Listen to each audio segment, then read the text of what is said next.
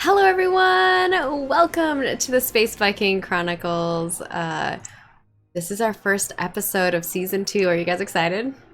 Oh yeah, I'm so hyped. Totally. it's gonna be great. We've reminisced about our characters previously, but we are excited to see what is in store for these new characters. If you don't know what SVK4KIDS is, basically we are all volunteering our time to raise money for the kids at St Jude. You can donate to affect the game, and so to the right of me and above our dear Paladin Hulk, you can see if you type an exclamation point St Jude in chat, it will take you to a rewards page where you can donate for $5 to give someone inspiration, $10 for natty 1 or natty 20, $15 for wild magic, $20 for a magic item. And this time around I have a huge list of magic items that I have ready and prepared, and $30 for a threat that you can add to the table. And I also have a very large amount of threats prepared. So I've kind of got a lot of stuff ready and rock and roll. Hopefully we can make it move a little smoother. But of course I always try to make sure the story fits and all of that stuff. And I'll fix the St. Jude link. It looks like I put it too close to the @ and now it's not linking. Happens to me all the time. So yeah, first things first, as I'm gonna go around the table, let everybody, or around the spaceships, and let everybody say who they are. Not your characters quite yet, but we'll introduce each of the characters as they come into this town. We play it where it's a persistent world, so every session we have new characters, and it always takes place in the same place. But the things that happened in the previous episode will affect the world as we continue to move forward. So, you know, if a lake dries up, the lake dries up for everybody. If half the continent falls off, it's half the continent falls off, and so on and so forth. It's fine. Wild magic is a very interesting thing. So if you donate for $15 for wild magic, that player has to roll a 1d 10,000, and a random thing happens. It could be to themselves. We had a bird person last time that ended up happening. We had someone explode. We had someone turn into a map. It was crazy. So first things first, I will toss it over to Snaz. Tell people who you are, what you're doing, all that stuff. I'm Snaz. You can find me everywhere as Snaz2150. And I've been a Space Viking for about 14 months now. It's pretty nice. Woo! Yeah, he came. I think you joined us from watching one of our SVK4KIDS, right? I don't think so, actually. I think it was Minecraft. Ah, okay. Right. Yeah, Back when I was still happening. because I think me and you joined relatively at the same time. I think you were a month before me. Yeah. Aww. And then going down, following along, we've got Tech Priest Khan. Hello. I'm Khan, as people usually refer to me, and I'm pretty much like the residential lurker. If I usually just show up whenever I want to. And like Snaz said, I joined around the same time, if not a month earlier, because of Doki Doki Literature Club. That was... Wow. Oh. That was a crazy game. And was- I blame y'all. Someone donated that game to me, and then I was like, all right, if you donated it to me, I'll play it. And so I played it. I was like, this game is weird. Is that how it works? You were Yeah, I not guess. okay after that one. I was It's not, because hard. it's a messed up game. Yeah, it goes It's like it's, yeah, It goes places. something like that. It's a nice way. Don't play that game. And then going around, we've also got our Stan over here. oh, standalone. Been a Space Viking for it's been a while now. I think I started following while you were doing WildStar content. Or Wow. WildStar. That is a while. Aw. Rest in peace, And, Wildstar. I know, I love that game. And today I'll be playing Rose, which you'll learn more about later. Snaz, how did you get timed out? That I look over the chat and I'm like, what is going on in chat? Did it myself. Can't bring you anywhere. Yeah, we're not going to go into the characters quite yet until we meet them as per normal. And then, of course, last but not least, we have Paladin Hulk. Hi everybody, I'm Paladin Hulk, and I'm the Twitch moderator for Random Tuesday Little Red Dot. And I am super nervous and excited to be here. Last season was so much fun.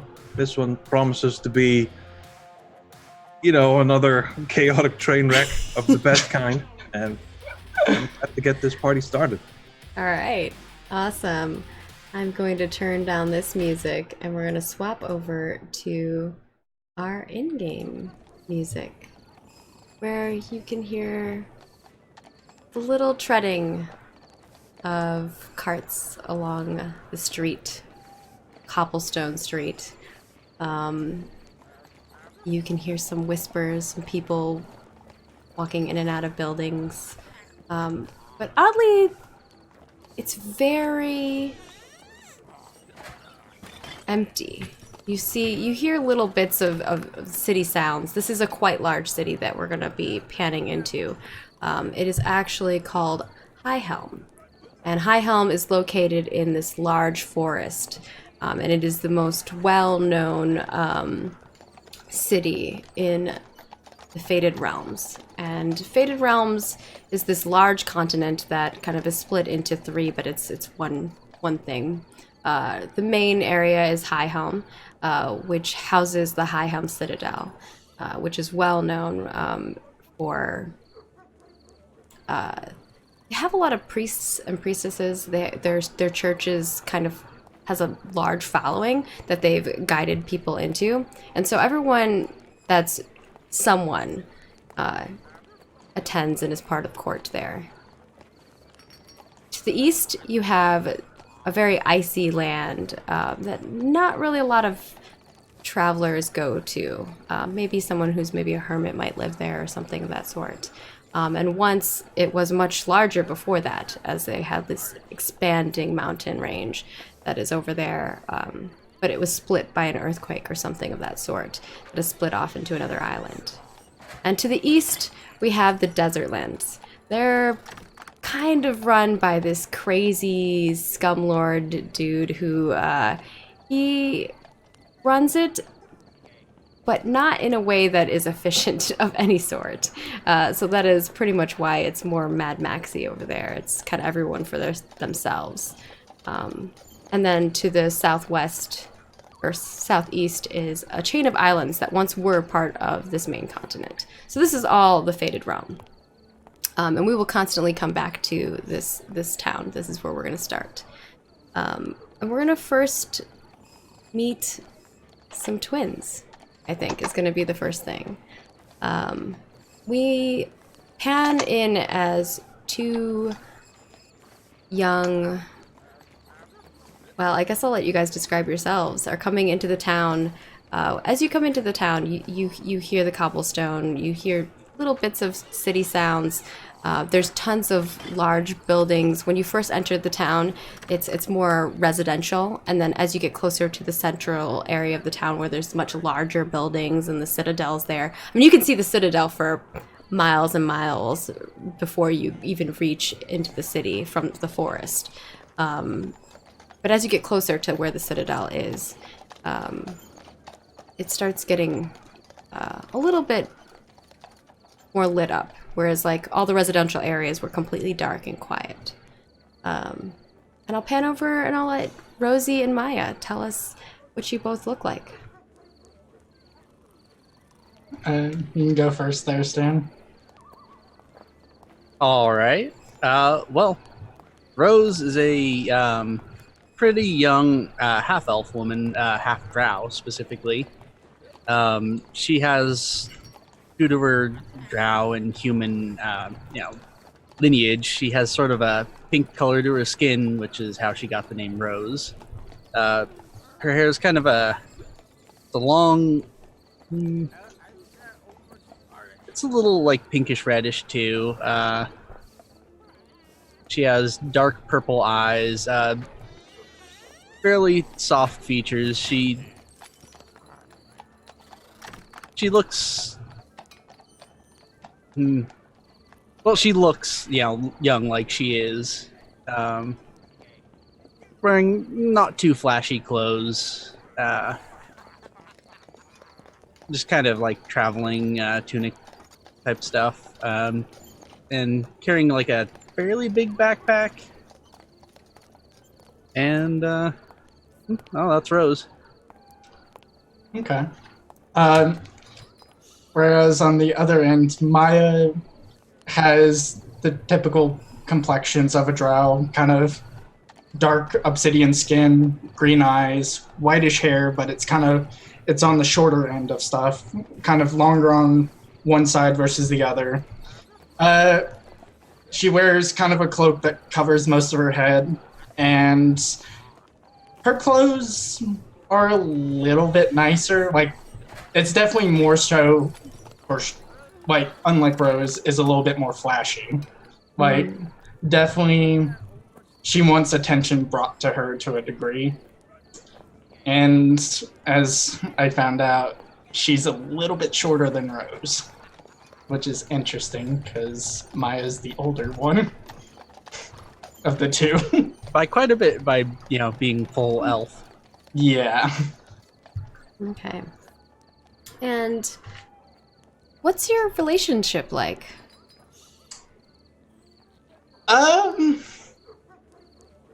It's not always combative. Not always.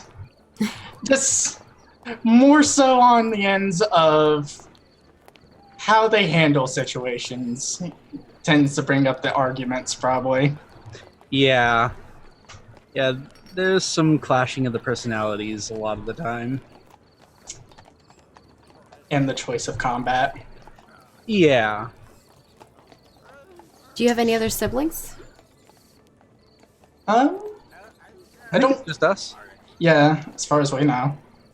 Okay. And are you estranged to your mother and father, or do you both know them?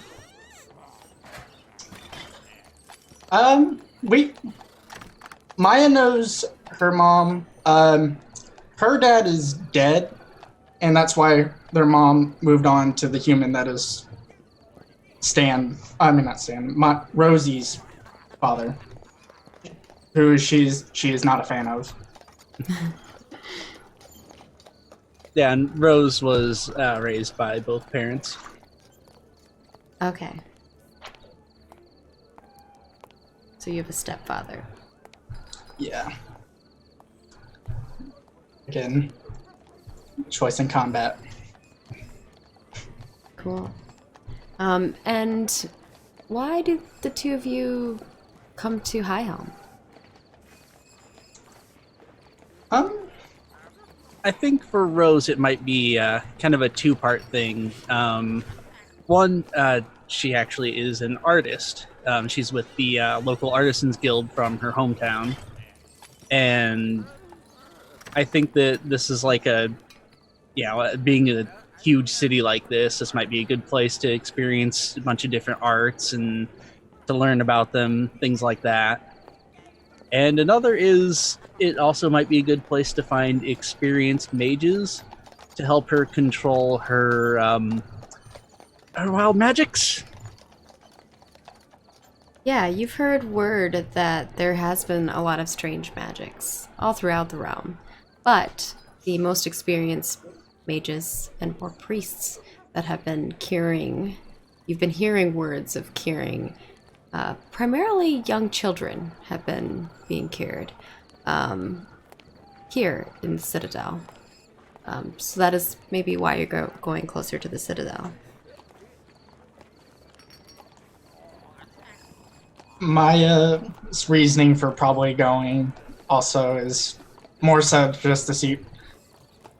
Like she says it's to tag along with Rosie, but it's more so she wants to see what kind of interesting stuff goes on, potential adventure, and maybe a bit of trouble. Ooh, okay. Alright. We'll pan back over to the two of you, so think about, as you're coming into the village, more the Townstead area, what the two of you what kind of conversation you'd be having. Maybe think about that. We're gonna pan over to Snaz. Tell us what your character looks like. You're muted. Oof. Knew I was gonna forget that. So my character's 7'5", tall and muscular, but he's got a more of a bony stature still. Got bright blue eyes. It's a little. His skin's gray and got like bony growths growing on him. So it kind of looks like his skin is itself studded leather. Hmm. What race are you? I am a Goliath. Again? Yeah. All right. Gonna get enough of it. Nope. And is your name Illiken? Is that Yes, how Illiken. to pronounce it? I. But he's he's wearing chainmail underneath his clothes, so it's harder to see that he's actually wearing armor. On his back, he's got this large backpack, a long sword, shield attached, and at his side is a greatsword. Nice. And Is traveling from the mountains, or is they're at the base of adopted family raised him. okay. Do you know your family before you got adopted? Yes, he grew up until the age of 7 with his family, and then he was exiled for accidentally burning the food. Oh, did he actually burn the food accidentally? Yeah. He was experimenting with fire. Hmm. And your family exiled you and then you were adopted by this other family. Is that what happened? Yes. Correct. Do you still Yes. keep in touch with your family? Either of them, the adopted or biological? He adopted when he can. His biological family, though, was slain Oh, along with the rest of his clan. goodness gracious. Only clue is a broken sword.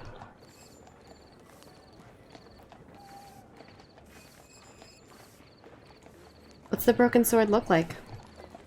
It's like the hilt of be a great sword, written on the crossguard in his language he does not know.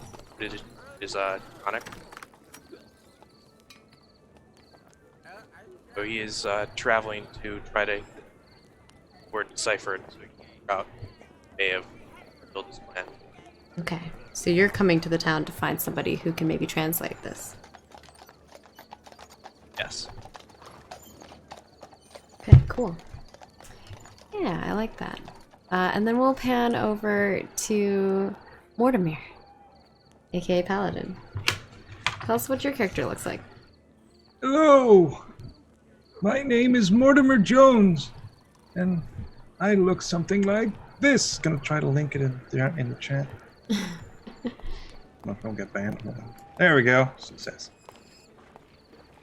It's such a good show. I'm an old man. I don't remember when that happened, but I'm guessing we're here now.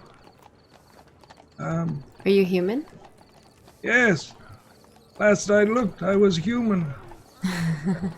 I still am. Hooray.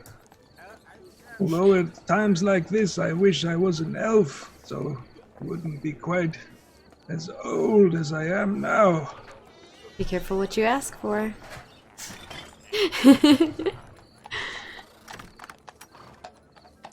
Any other descriptors for Mortimer? Well, I'm wearing clothes, so that's good. They're faded because they're old and used. I'm wearing clothes to go out into the woods and wander around, because in my youth I did a fair amount of that. But that's a long time ago. And I don't know why I'm doing it now. I'm far too old for this. Why are you traveling? I don't know.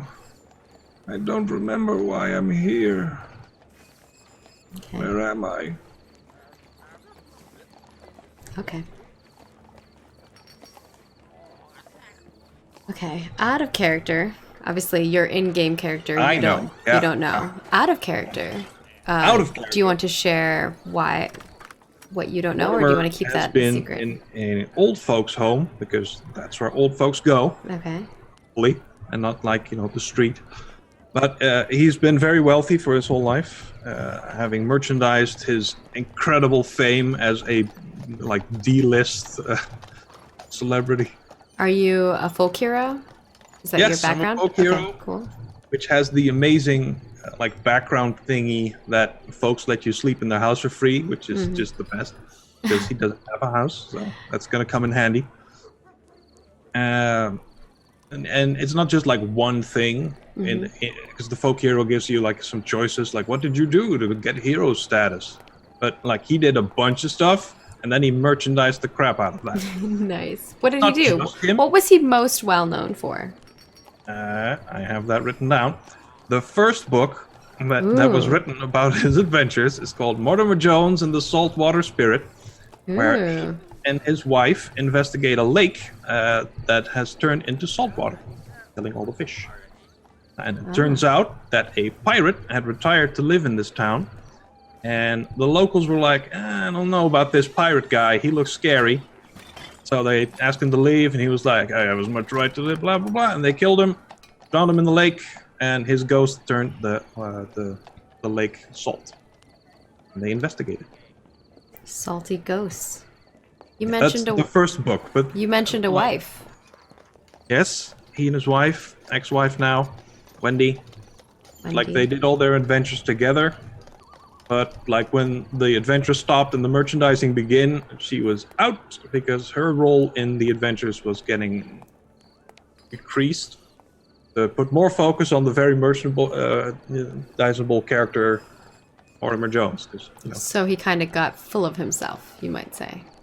well, he was always that, but it started to affect his wife at that point. So when was the Honestly, last she time? did like more than half the work in all this mystery solving, and He got she all the did credit, get all the credit, right? or enough of the credit to be fair. When was the last time he saw Wendy? Years ago, Okay. like when she left, like maybe he snuck down to here because she moved here. Maybe he snuck down here once to like spy on her, but he hasn't like talked to her at all. He always meant to, just never got around to it, and he was still, trying to keep the merchandising going for as long as he could milk it, and then it was gone. It felt too late. Right. She'd gone with her life, and he had not moved on with his life. What does she look like? Or back then, what did she look like? Let's give her red hair. Okay. Because I haven't thought about this. I'm not a visual thinker, but let's give her red hair. Let's Okay. make her a bit of a solid woman. I think that of the two, she was the combat one. Cool. So, all strong beefcake. I love it.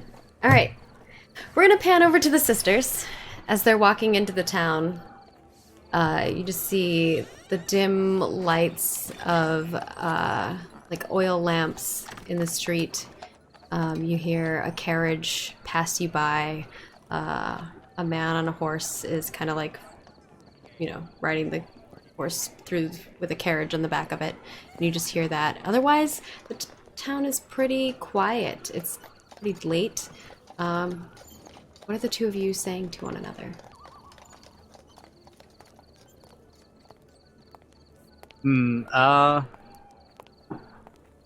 Rose has probably been like looking around, kind of surveying the area, and I think she turns to Maya and says, "So, where should we go?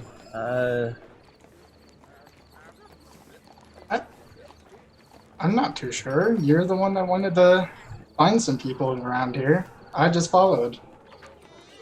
Well, I could always split off if you want me to. well, You're the one. find each other." I don't know. Use some of your magic. I'm sure you have something.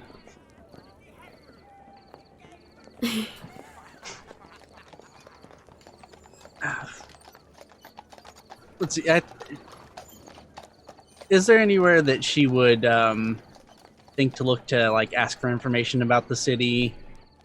Nice.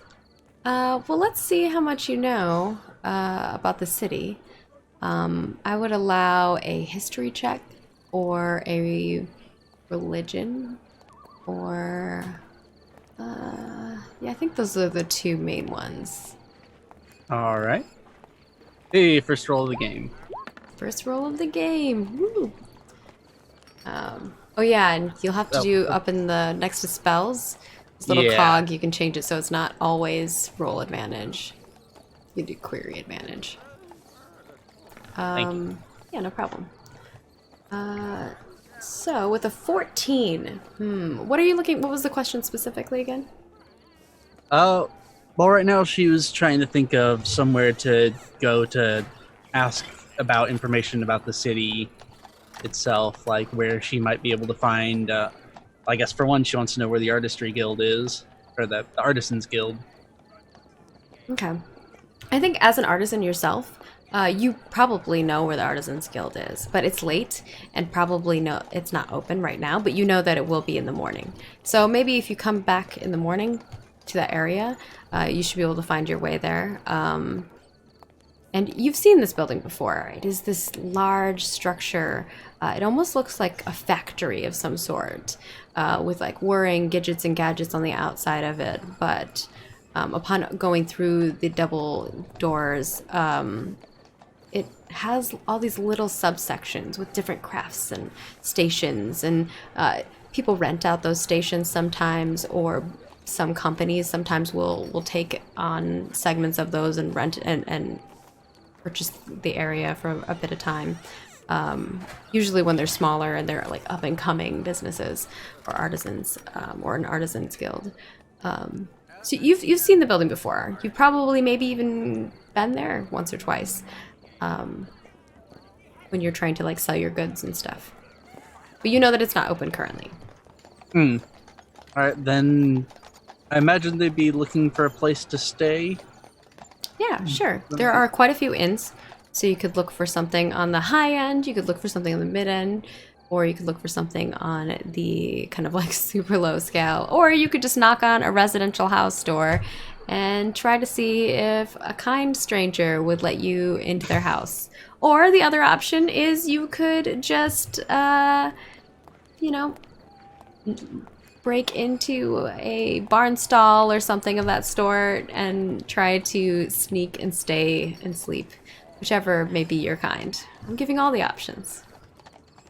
We should probably find somewhere to stay. Oh, definitely, but there might be something fun happening around here if we look hard enough. Fun? Yeah, fun. In this situation, what's your definition of fun? Probably not something you would like. That's what I thought. You meet all sorts of interesting people at night. Interesting's a word for it, I suppose. Look, Well- just because they're not your cup of tea doesn't mean other people can't enjoy them. Fair enough, I suppose.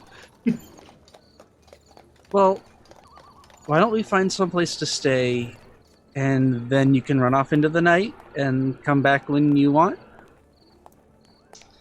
I don't run off. Sneak off? Have fun.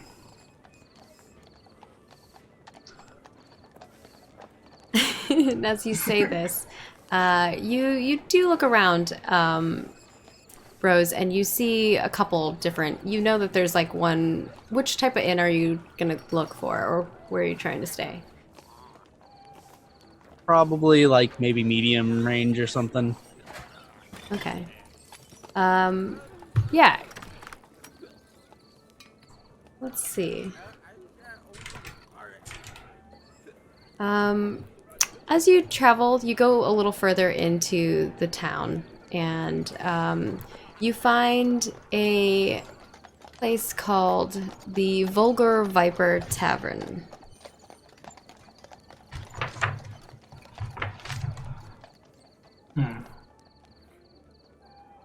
Interesting name. Yeah.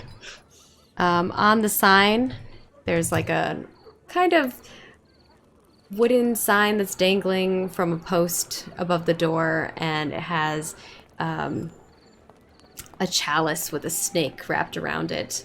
And the that's snake kind of... has one eye, right? Because it's vulgar. I'm on to you. Yeah, it actually only has one eye because of the angle that it's painted in. And as an artist, roll me like I guess what do you roll for your art, your crafts? That is an excellent question. I have no idea. Yeah, so there is normally a tool for your artisanship. Yeah. You have painter supplies. Yeah. But I don't know if that would be maybe Wisdom. like appraise intelligence? it, like insight. No, maybe perception. Perception, that works. All right. Tool plus proficiency plus appropriate stat. Yeah, that's what it, but he's not crafting it. He's just appraising, basically, like looking to see how well. Hmm. Yeah, so roll your perception. Oh, yeah, there it is.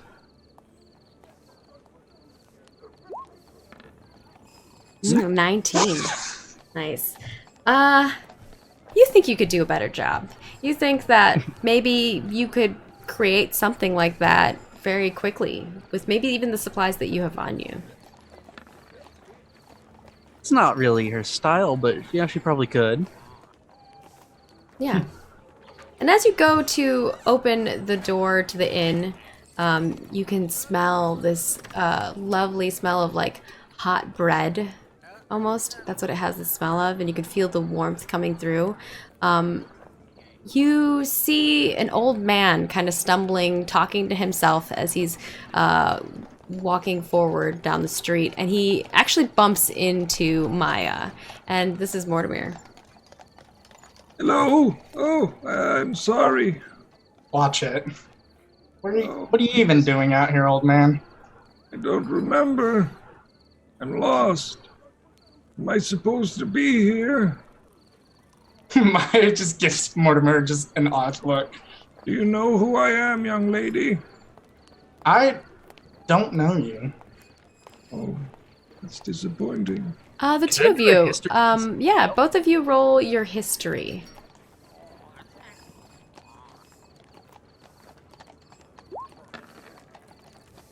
7. Not Mortimer, you're not rolling. It's Maya and Rose are rolling. Yeah, no, I don't know. She's telling the truth for once. Maya does not know. She has no clue who you are. She's like, oh my god, I don't know who you are. But, Rose, as you grasp the door handle of that actually is in this, it's kind of like in the shape of a snake, but it's like still a door handle. It's kind of very intricate. You actually really appreciate the artistry of that craftsmanship. And you're holding on to it. You notice that, and then you kind of glance over at this gentleman that's over the shoulder of your sister. And you open the door, you look back into the inn, and you look back over, and you kind of take a double take, and you're like, I recognize that person. You've read a few books about them and their adventures.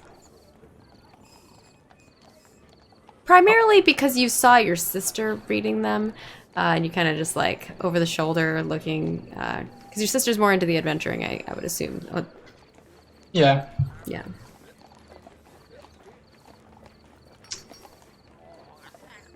excuse me. I apologize for Maya's rudeness.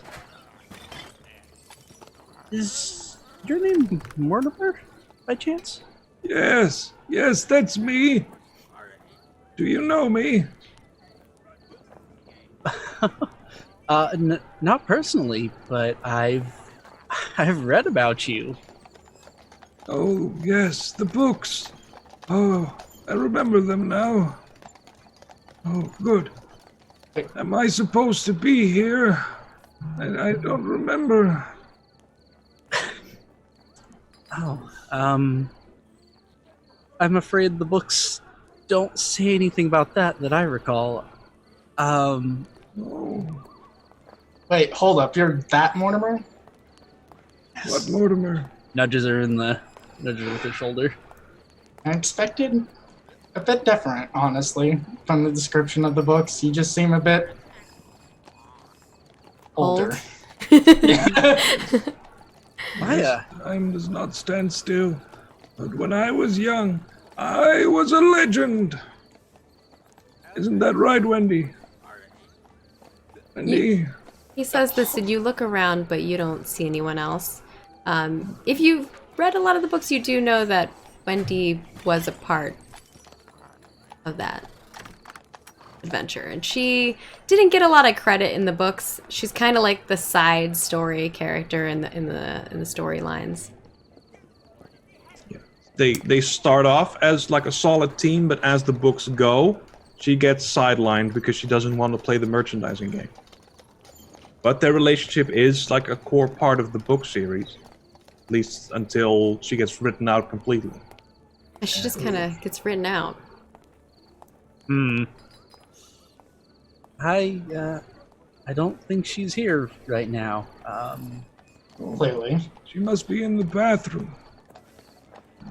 She must be in the Rose bathroom. looks around. I should go to the bathroom too. Yeah, you both roll a perception check. And then also, I guess, Mortimer, roll me 1d4. It starts.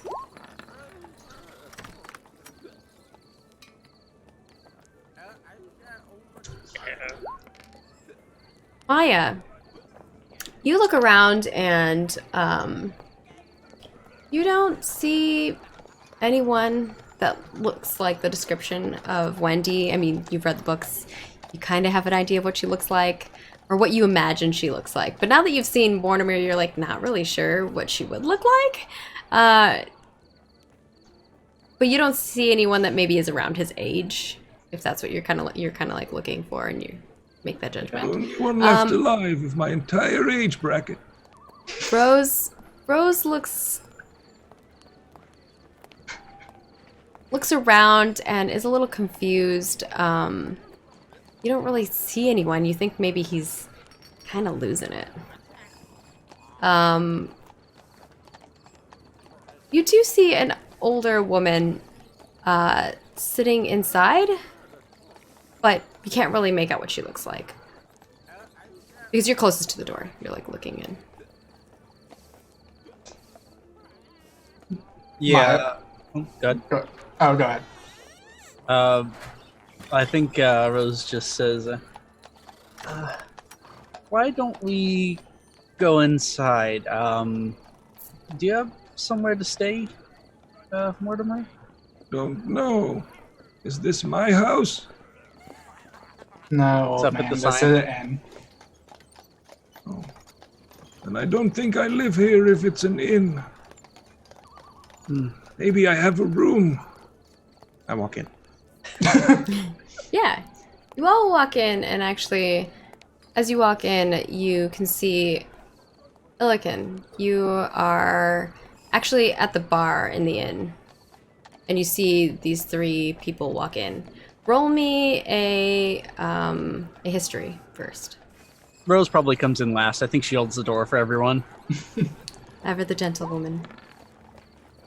20. 20. You immediately know who just walked in the door. You see the three of them walk in. You think maybe these are his daughters or something, but you know Mortimer. You've You've read all his books. You know all about him. I don't.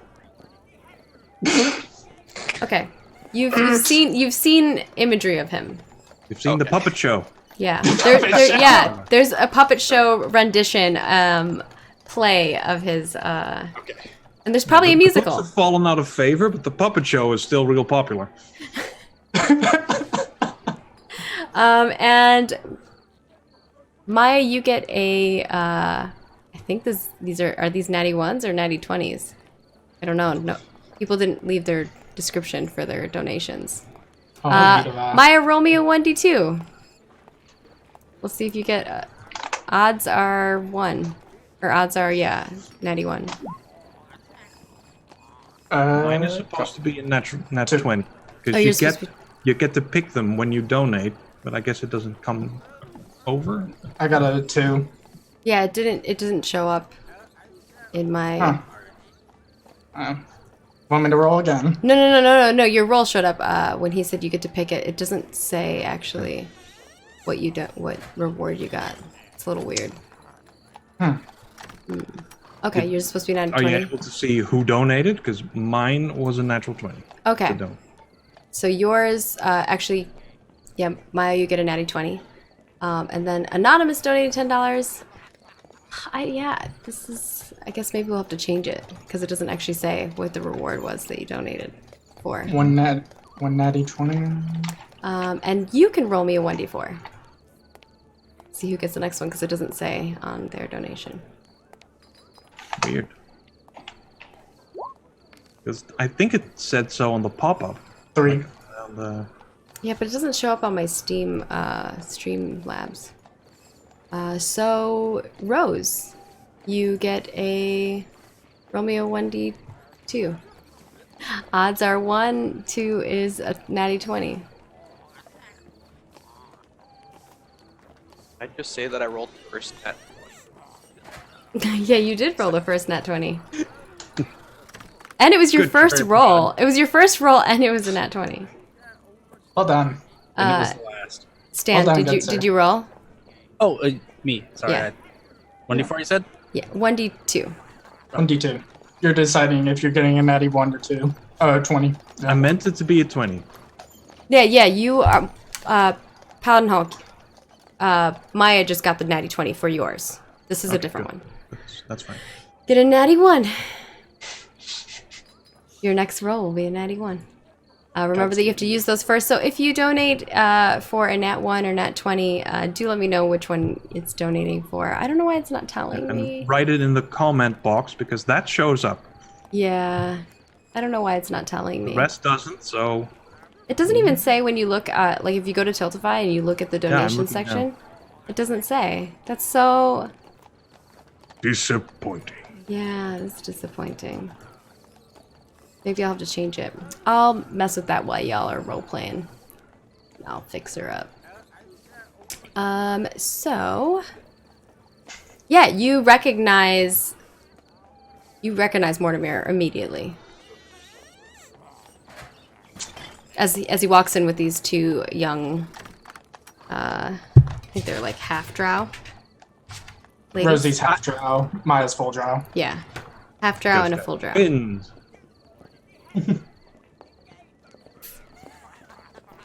Usually. You say Sorry. anything to them?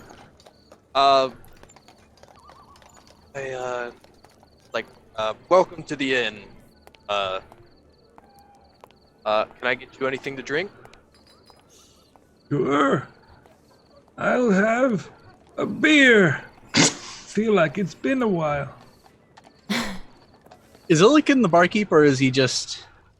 He is not the bar. He does not look like the barkeep. When you look around the inn, you don't even have to roll a perception. This is like passive perception. You can see there's a few bar stools. He's sitting at one of them near the door, and on the other side are clearly people who work. There's an innkeeper and a couple different people who are like, they look like maybe they're, waiting on people. To the left, there are some tables and a hearth. But looks like maybe in the back there might be some rooms or something of that sort. And then there's a staircase that goes up, and you can kind of see along the ledge up above that there are a bunch of doors. So it looks like there are quite a few rooms up there.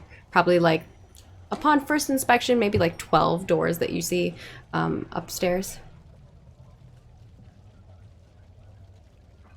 Boy, there's room enough here for a whole community.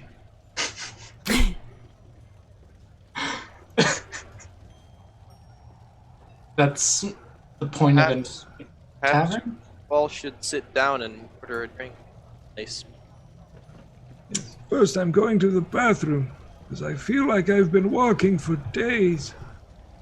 And I walk off to the bathroom, and as I do so, you notice that my speed has been magically enhanced. Just a little. What did you use? Right. Okay. All right. It's It's like the little potty dance. You can speed up. That's so great. Shuffles away. Yeah, you notice that, especially if he's not hiding it or anything like that. And the two of you are left standing there as this person offered to buy you drinks. Yeah, Maya will just immediately go to sit down and is just like, such an odd fellow. Seems like age doesn't really do the person well. God, do you think I'm gonna be like that when I'm old? I love it. What I know of my clan's history, the old usually left clans. Not Interesting. usually know what happened when they got old. Interesting. Definitely. Go ahead. I'm going to. Hello, I am Rose Orlette. This is Maya Orlette. What's her name? I am Laga. Oh, it's nice to meet you, Illican. And she sits down too. So formal. Someone's got to be the polite one. Someone. I like the differences between the two of your characters. It's great. Oh yeah, no. Yeah, so you sit down, you order some drinks, a barkeep comes by and tosses some drinks your way, and the three of you, do you get a fourth drink for also Mortimer? No. I get him water. You think he might already be drunk. Okay.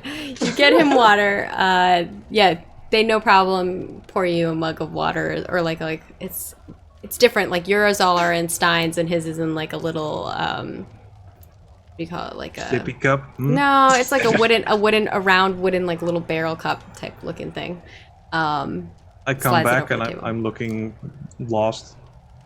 Yeah, you see him walking. He gets out of the restroom area and he looks like he's just walking around aimlessly. Rose, can you go get the old man before he causes trouble, please? Yeah. She gets up and she kind of like very gingerly like puts one hand on his shoulders like, we're over here, Mortimer, and kind of ushers him. Oh, like, yes, right- hello. So, The Drow girls, I remember. he your father? No. What makes you think that? Hello. Never mind. I hand to. Because we clearly look alike. Clearly my dark complexion shows that I'm related to him. I think Maya. Well, I've loved many a woman in my day, and I'm sure one of them is probably a drow. As it happens. See? I think Rose is just trying not to laugh. Just It must have been during the time of Mortimer and the empty cavern. I don't remember what happened in that adventure. But I think there was a drow somewhere. I'm not even gonna touch this. This is... No. Is this for me? I point to the water. Yes, you asked for water. Oh, yay, and it is water. Thank you. I drink the water.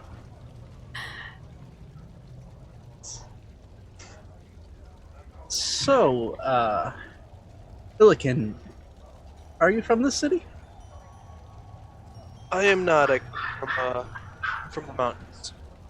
He's a Believe so. Goliath, you know. Thank you, Yes. Mortimer. Yes, thank you. Oh, what brings you here? In the distance, you hear a dog barking. Actually looking for someone to decipher a word for me. Oh, I speak a I few can tell. languages, I think. I Want me to think. look? Perhaps, perhaps you can help me. Gonna pull out the broken greatsword hilt. What does this say on the sword hilt? Or maybe you can tell me the language it's in. Okay. I'm gonna quickly swap out a spell because I should have comprehend languages. And then I cast that spell. Okay. Yeah, you cast. What does it look like when you cast comprehend language? I make a huge show of it because, you know. So there's lots of arm wiggling and chanting. It's very dramatic. It's more suitable for a children's show than this. Right. Yeah. You cast this magical spell, and you see on the hilt the draconic language start swirling a bit until you can read it. And give me 1 second. And it reads,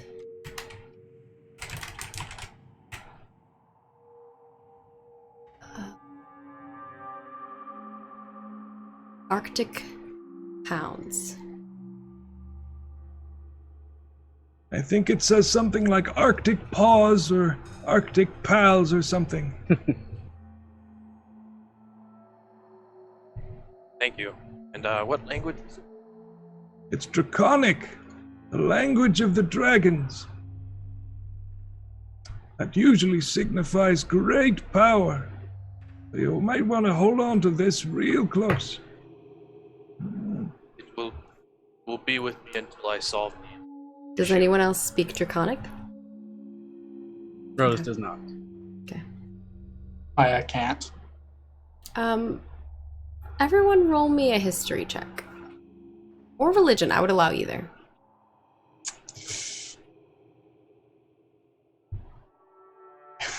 This place. And if you have a natty 1, natty 20, you have to use that Oh, yeah. first. Oh yeah, I have a 20. I have a 1. I have a 20, so. Okay. I've got.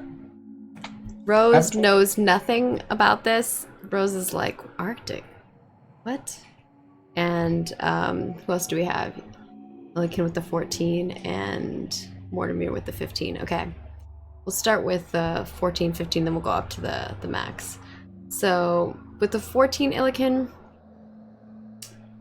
the name sounds familiar to you, but you're not sure where it comes from. Like it's like you know when you have like a word on the tip of your tongue, it's like that almost. Like you're like, oh man, I think I might know this. Mortimer, you've heard the name before, actually. Now that you think about it, you're like, oh, Arctic hounds. You've heard of something of that sort. In the east. Oh, was it hounds? Okay. I heard pals before, but Arctic hounds, yeah. It's fine. I thought you were making a joke. no, I wanted to get one wrong, one right, but I guess I got both wrong. It's fine. You've in character. actually heard in the east of this, maybe. Like, you think that's where you've heard of the Arctic hounds before, but you can't quite put your finger on any more details regarding the Arctic hounds. You just know you've heard of the name before, and you think you've encountered it in the east. So this is up by the mountain areas, and actually kind of where Illiken's from, almost. Oh, I see. Oh, Maya, you know nothing. no, I Or Rose, don't you know It's nothing. Arctic hounds. Yes, from the east. I did have a 20. Yeah, and that's I'm going to get to Maya's next. So Maya with the 20 though. You have heard of them before. Maya knows a lot of things I found out today. Maya, you have heard of the Arctic Hounds. They are a pack of orcs who dress up as, well, dire wolves. They look like they wear these giant cloaks with the heads of Arctic dire wolves, and some people say that, you know, maybe they are raised by Arctic dire wolves, or maybe that's just their spirit. A lot of people actually worship spirits of that sort, so maybe they worship some kind of like weird like wolf spirit. You're not certain as to the details regarding the religion itself, but the history of it, since you rolled a history and not religion, the history of it is that this clan was maybe once part of a larger society of orcs, but kind of went off on their own. It started as a couple who they wanted to be together. It's kind of almost like that Romeo Juliet style thing, but their clans were fighting, and instead of trying to deal with it or trying to make them come to together, they decided, why don't we just leave and make our own? We don't need all of this. And so the two of them left and never were heard of again. And so there's rumors that maybe it's them and their offspring that have created this new clan and order of orcs. Yeah, I think Maya would kind of relay that kind of stuff to everyone else to a degree. Though, obvious snark when it comes to the religious aspect of it. Like you don't believe in religion? She knows that gods and stuff exist, but I think it's more if she mocks them because she views that as another form of magic. Is that why I'm here? To find this tribe that was hidden? Is that what we're doing? I mean, if you want to mess with them, be my guest, but a bunch of spirit-worshipping orcs doesn't exactly sound pleasing to deal with. Mystery is a mystery. Look, if you're willing to pay me for this, I'd be more than happy to go. But we're clearly not getting paid, so why should I? I don't know. Did someone hire us? Wendy? You just kind of showed up out of the blue, old man. We have no idea why you're even here. Oh. It is okay. I can. It's a mission I must take on alone at some point.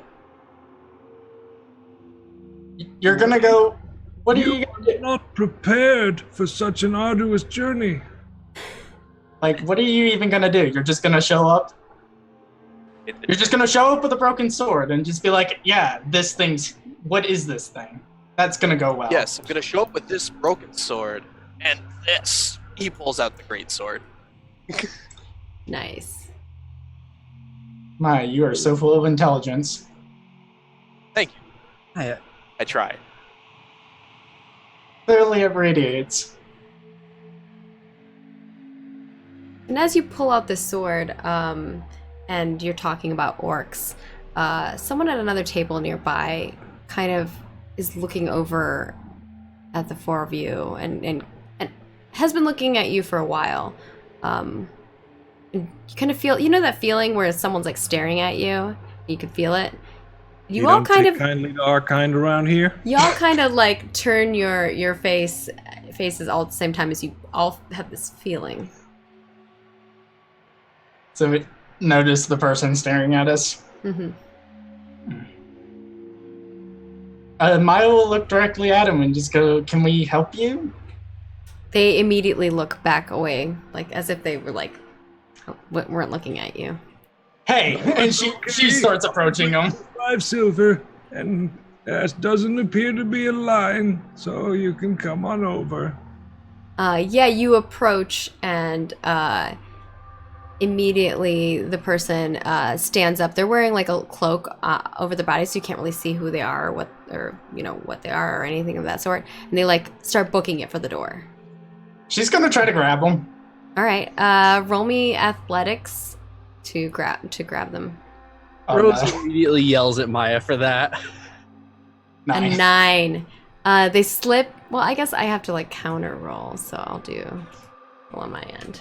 You're probably gonna beat it. Unless I roll like a 1 no. or something. No. 14. Yeah. You go to grab them and you grab like their cloak and then they slip away from you and are able to like move closer to the door. Son of a... And They're not quite out the door yet though. She stole that man's cloak. I think she... The chair she'll- falls down from them as they book it. She's gonna try again. Maya, what are you doing? She stole that man's cloak. I What's saw going it. on here? Where's the guard? No. I don't know. Let me call the guard. Out of all the stats, 7? Close. Okay, yeah, it's getting there. So, you're holding onto their cloak. You can see them from behind. It looks like they have like kind of gold hair. It's kind of tied back into a ponytail. They look like maybe you can't really tell if they're a male or female. And they finally get to the doorway. They're like grabbing it to hold it open, and you get one more try. alright. Phew. 11. Just because you're an adventurer and they're definitely not. No, she opens, they open the door and you see them turn and they just start booking it down the street. So, she You starts get a cursing glimpse of like part of their face a little bit, and it looks like they have a scar down the side of their face. It almost looks like maybe it's scaly.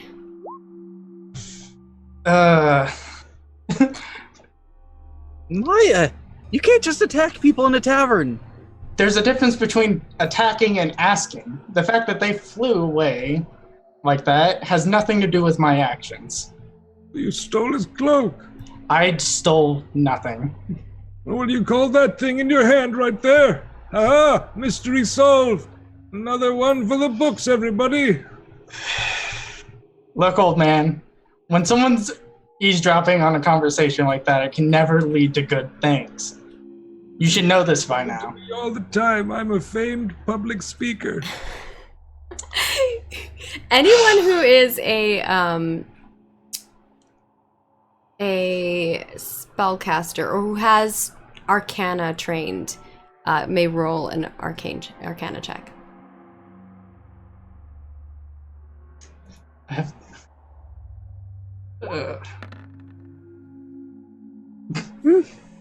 A 5, a 17. Was that really? You rolled a 5?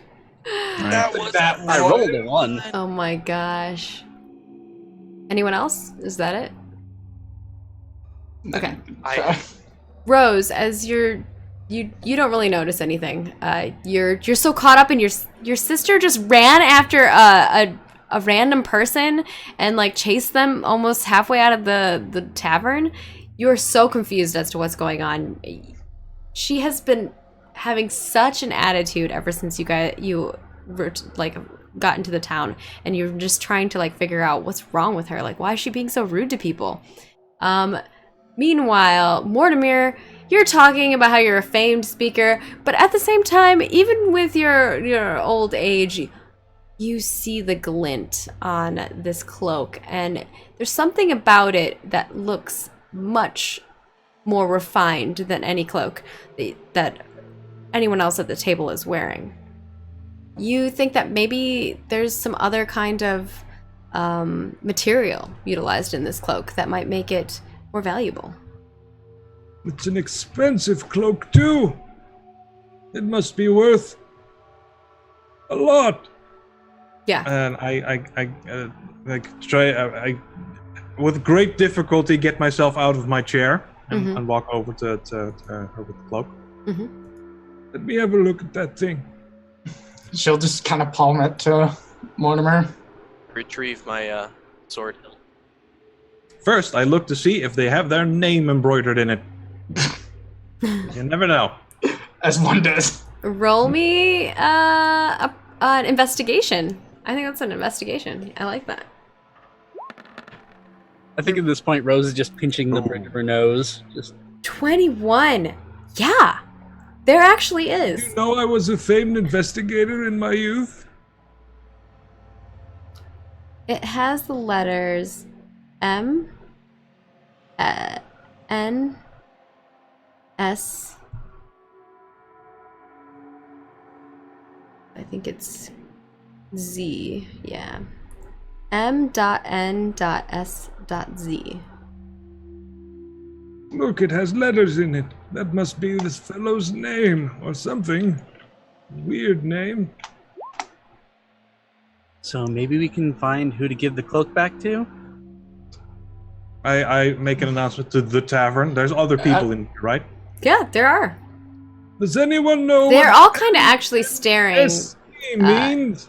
They initially were all staring as they saw the chair get knocked over, and they watched as Maya chased this person out of the tavern. But as soon as the person left, and Maya kind of stood in the doorway and turned back around, because you didn't follow them, right? You came back.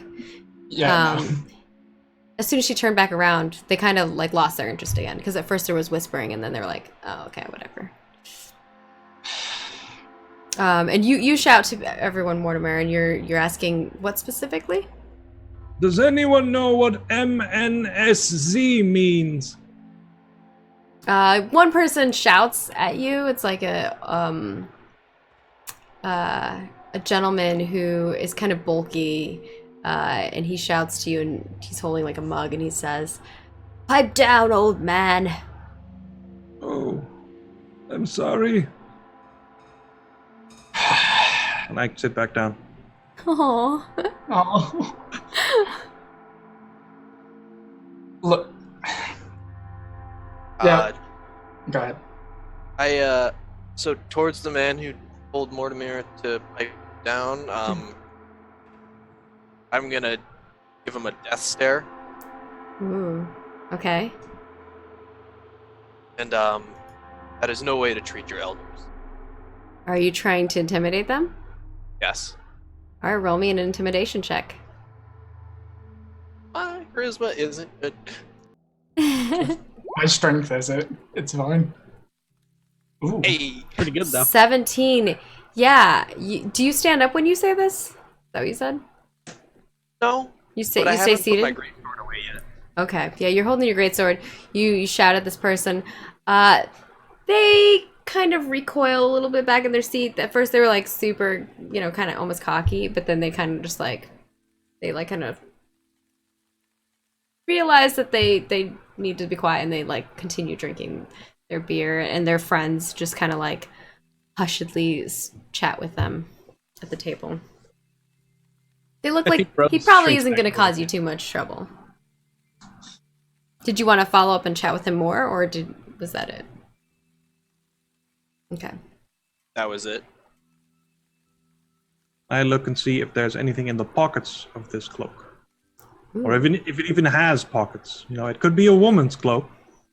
Yeah, you check This cloak inside of the cloak, and you're trying to see if there's pockets, and there aren't pockets.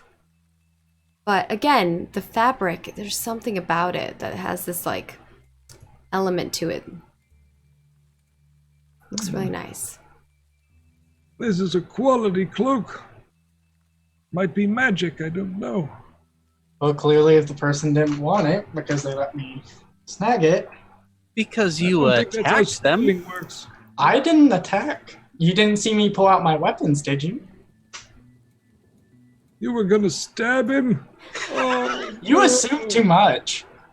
I only fight fair. Yeah. Poor man. You approached a stranger menacingly then. He was just nosy or something. You're nosy. Click.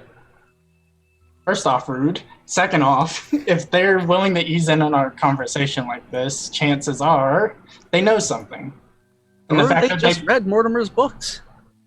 Like, yeah, because Many people have. That's true. Or saw the plays.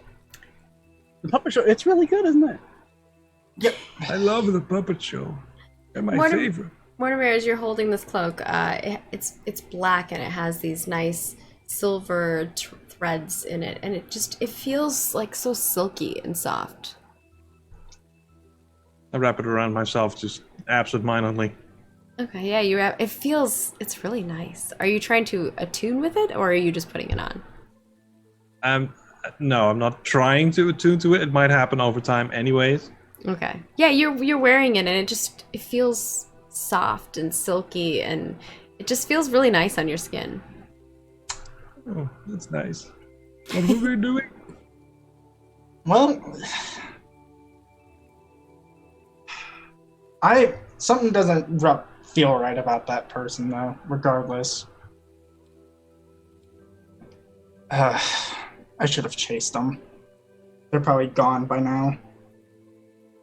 I would be too.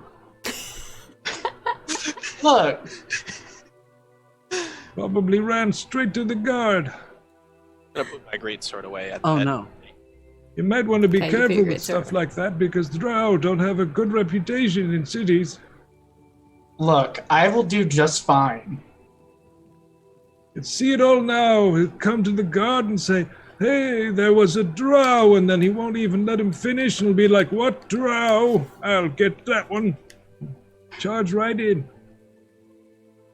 You actually, Mortimer, as you say that, someone at another table is whispering and like kind of nodding at you. See, that one agrees. I will give that person a death stare too. Oh, intimidation check. Yeah. 'cause- Can Rose assist, even though she might be the least? Yeah, roll me your intimidation first, and you'll add a 11. +1 to the roll. Oh, Lord. We're hitting the stats that Maya isn't good in. That's a No. good roll. Yep. Rose, you look over there, not so intimidating. Maybe you're trying to make an intimidating face, but you're not really you're not the confrontational kind. And Maya, you try to look over there, but you're just so frustrated from not chasing that person down. You wish that you would have chased them down, that you look more frustrated than intimidating. And the person kind of just like is looking at you, and they look suspicious of you.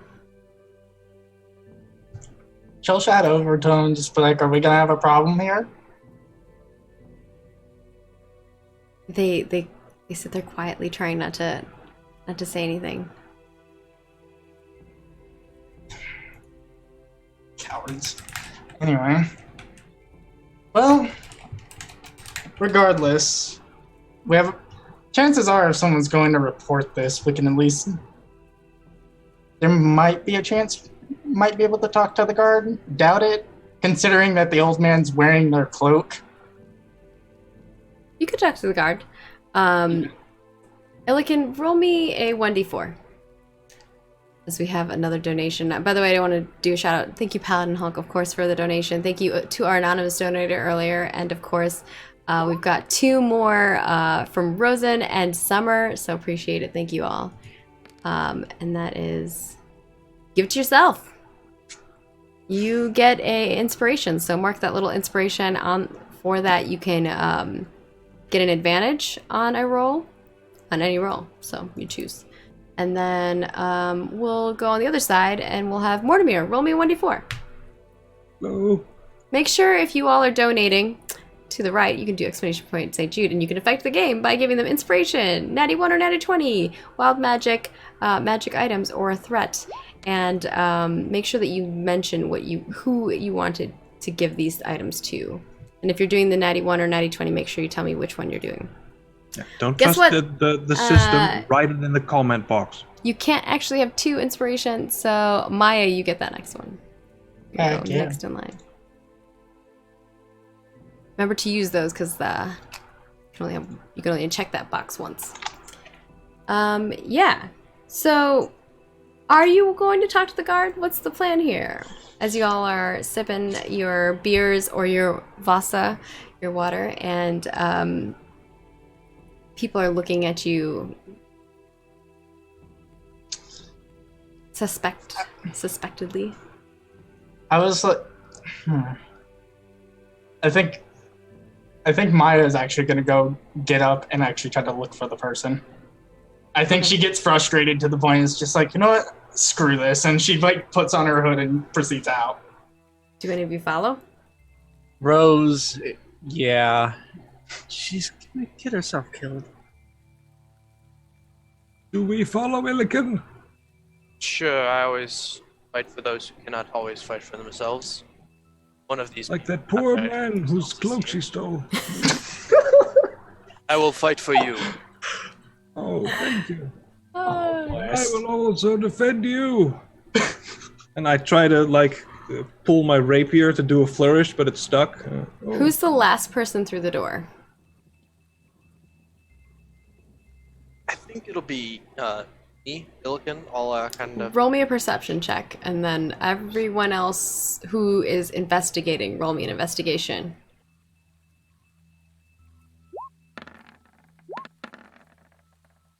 Illiken, you do not see what I had going on, but you see the group of your friends, your newfound friends, and of course a folk hero that you have heard of. You're excited to help them. You follow through with going out the door. Well, along the rest of you, we've got Maya. Rose, are you investigating or no? No, No. she's just She's following just around following so Maya. Maya Okay. doesn't die. Makes sense. Maya immediately walks out the door and starts following a trail. Now you can kind of see where this person ran because they like knocked over some things. You can see you're like looking and watching the trail almost of where they went to. Whereas Mortimer, you can see above that. You actually notice that this person's, they have like some kind of soot on their shoe, and it's kind of leaving a little bit of that trail behind, and you notice that. Oh, look, a trail of soot. That means there was a fire somewhere. The plot thickens. Onward to adventure, everyone. Maya's you- just shaking her head. And you all continue. Are you going quickly, Maya, or are you taking your time and being meticulous? It's probably like that in between of like she wants to speed up the process, but she doesn't want to go too quickly. Like kind of like instead of like walking, she's kind of doing like a Maya, like what is it, jog type deal. Mm-hmm. Okay. She's not being too meticulous, but she's not taking her time. I'm gonna roll something. Okay. Yeah. You follow along this trail. You notice Mortimer's comment about the soot, and then it kicks into you that you're like, oh, maybe it really might not have to do with the fire, but the soot's actually a helpful thing to acknowledge because it's helping you find the trail. Because at some point they stopped knocking things over and they slowed it down, and they were trying to like meld into there's no crowd but into the shadows, but the trail ends in front of a building, and when you look up at the building it looks like it is a orphanage. All the lights are off in the building, and the soot actually goes up to a window on the side of the orphanage. And as you kind of look at the window, roll me another investigation. Anyone who's investigating. I think as Rose catches up, she walks up next to Maya and says, "Oh, are we going to accost some orphans now?" Not orphans. Just the bastard who ever did this. Nice. Maya with the 19, Mortimer with the 15, and Illiken with the 13. Illiken, you notice the trail. You see that someone clearly did go over here, and like there's some bushes that are rustled in front of this windowsill. Mortimer, you notice the bushes as well. Like, clearly someone was just kind of using them to like stand on and get up, maybe climb. Maya, you actually see the fingerprints. They kind of look almost like that sootiness as well, like, but you can see like they were climbing up, and you can see exactly how they like lifted the window and opened it up. Whoever was going into this window would have to be small enough to fit in, but they definitely opened the window and closed it behind, and it looks like it's locked. That man didn't look like an orphan. What's he doing here? I see the cloak for a second. Oh, sure. I have the clock. I have the cloak. I'm gonna walk up to the front door of the orphanage, and I'm gonna knock. Okay. Because things went so well last time you knocked, Nate. Hey, I don't have any spells. Yeah, you knock on the orphanage door. Again, the lights are off. All that you can see is the street lights. And you knock. The first knock, you don't hear anything. Do you knock again? Not so loud, the orphans might be sleeping. I'll knock once more. Yeah, you knock once more, and you see a light turn on. Now And you've then- done it, you've woke them all up. You hear someone walking downstairs. And you hear the door kind of like unhitch, like it's being unlocked. And then you hear like a chain being slid across and a door open up. And what you see in front of you is a woman. She's wearing like her nightgown, but with like a kind of robe over it that's like dark. And it's kind of shadowy. There's like a little bit of candlelight off to the side that's kind of lighting her face, as she's holding a little candle on a little stand that she's holding in front of her. And she kind of looks squinting out the door, holding it just ajar slightly, and looks out and says, "Can I help you, sir?" I think Yes, Rose sir. butts in immediately. Says, somebody dropped this cloak here, and gestures to... Did Mortimer still... Oh, yeah. I Got it. All right. And gestures to it. We think he went this way? We were hoping maybe someone here might know who it belongs to. It's got letters inside. One moment. She kind of opens the door a little wider. She sits the candle on, there's like a little table next to the doorway, and she like sits the candle down, and she holds the cloak in her hand, and she touches it. And for a moment, she has a look of recognition, and I'm going to need you all to roll me maybe an insight to see if you notice this or not.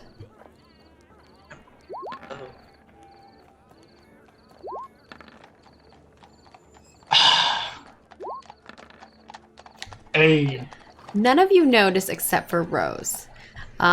She has this moment where she like looks at it as she's holding it, and she recognizes it. And she puts her hand on it, and she's like, "Oh, this is very fine cloth. No one here would have such nice things. I mean, we're an orphanage. We get by the little bit of funding that we have." And she kind of hands you back the cloak. Maybe one of the guards saw something and they can help you. Rose looks over at Maya and gives her the "it's not on the up and up" kind of look. It's a What kind of look? mystery. what kind of look? I'm sorry. Like a "that's not on the up and up" sort of a look. I think Maya will kind of like straighten up a little bit and just be like, I mean, surely you must have heard something. We can see that there was a bit of interesting markings that lead in here. Yes, Perhaps I think someone he made a went trip? inside. So if he's not one of the newer people, maybe he burgled. So maybe you should step outside and we'll handle this. Just gives it a look at the old man. She looks a little worried, and she kind of clutches her arm on the door, like she looks like she's prepared to shut the door. And she's like, I don't want any trouble. As There's you a can see, burglar in your house. clearly was sleeping, and so are the children. So I'd appreciate it if you keep it quiet. We'll keep this as quiet as it needs to be, but something tells me that you're not telling the full story here. You either know something or know someone. We're just merely asking. So are There's a you trying Your to house with all the children. roll me persuasion check? And you can roll it at advantage because you're getting assisted. Not everybody, just Maya. Okay, 14. She looks at you and says, listen, like I said, I just woke up.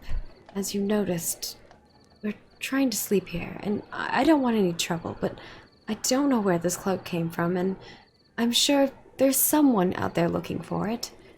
It's quite a nice cloak. Clearly they didn't need it if they left it in our care. If that is the case, we'll keep the cloak then.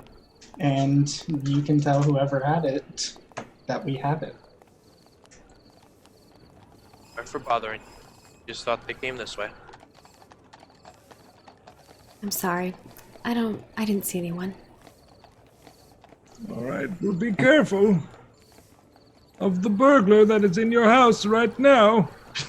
She, looks at you questioningly and then looks at the other two who seem to kind of be more with it, is how she's thinking. And she's like, thank you. It's very kind of you all. And she kind of is directing that towards Rose, who was much nicer to her, and Maya's been kind of aggressive, so she says that. I was nicer. You were nice as well, but you're kind of like assisting. Soft spoken. Yeah. That was strange, wasn't it? And then if you leave, she will close the door. You hear the lock, you hear the sliding chain go across, and if you hang around, let me know if you're hanging around or if you're gonna go straight somewhere else. Maya's hanging around. She doesn't buy it. Nowhere to go. So Rose, turns around and just mumbles something. Alright. To the rest of them, that's a lot of locks on a orc door. Maya, you were right. Yeah. See, I can be right. It's rare, but yes. Rude. Roll me a perception check, then, if you guys are hanging around. Dang. Illigan. Mortimer with the 12, alright. Yeah, I'm on fire So- tonight. Yeah, Rose and Maya are having this conversation, and Mortimer, you're kind of caught up listening to this conversation. But while this conversation is happening about whether Maya is ever right or wrong, and now she is right, and this kind of adorable moment where these sisters are having a moment, and for you, Mortimer, you enjoy listening to this. Do you have any siblings, by the way, Mortimer? no, No. all You alone. you kind of have a little bit of jealousy of this relationship. Seeing the two of them getting along. Yeah, Mortimer's very lonely. Oh. Aww. He's got new friends now, though. But, Illican, as they're having this conversation, you're still not sure about what's happening. And after, Rose was like, I don't think that's going on. And someone else is like, that's a lot of locks for an orphanage. You're like, that is a lot of locks for an orphanage. And you kind of look back as you watch the lady. You can tell that she takes the candle off the table, and you see her walking. You can kind of see through, you're watching this, almost like silhouettes through the window, like shadows. And you see she clearly goes up, and you see the light come through on the upstairs. And you see her standing next to someone else, and it looks like they're having a conversation. And someone it looks like maybe someone pushes someone else, and the candle kind of falls down, and the light kind of dims, and you don't see anything else. Hey, Maya, how much do you weigh? Something might have gone wrong, and I have an idea. 110. Why? Okay. Can I throw you? But where are you? First off, where are you throwing me? So while you two were kind of arguing with each other, Discussion.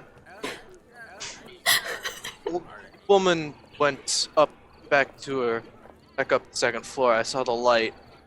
Looked like there were maybe two shadows, and then, guess almost like a scuffle, just in shadows. All right. Yeah, no. If you think you can do it, go for it. But I swear, if I hit the side of the building, we're gonna have a conversation. I think you'll be all right. This is a sport in where Goliaths are from. They throw each other all the time. Sure, they do. Explains their impeccable intelligence. I Yeah. totally know.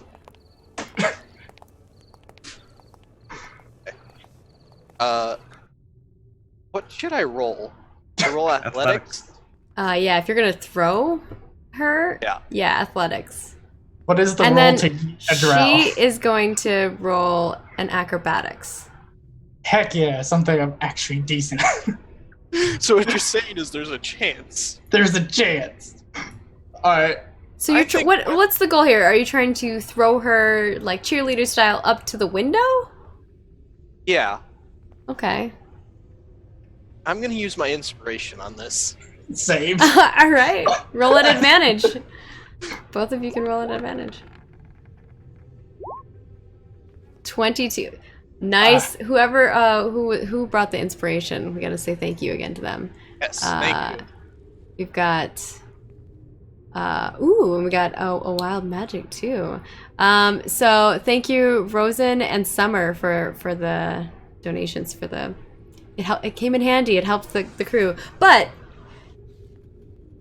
Oh boy, I love this. And we have a wild magic. So what happens is, yeah, you kind of like put your hand down to like kind of boost. Or actually, I'll let you guys describe this if you want. So you tell me how you throw Maya, and Maya, you tell me how you grab onto the windowsill.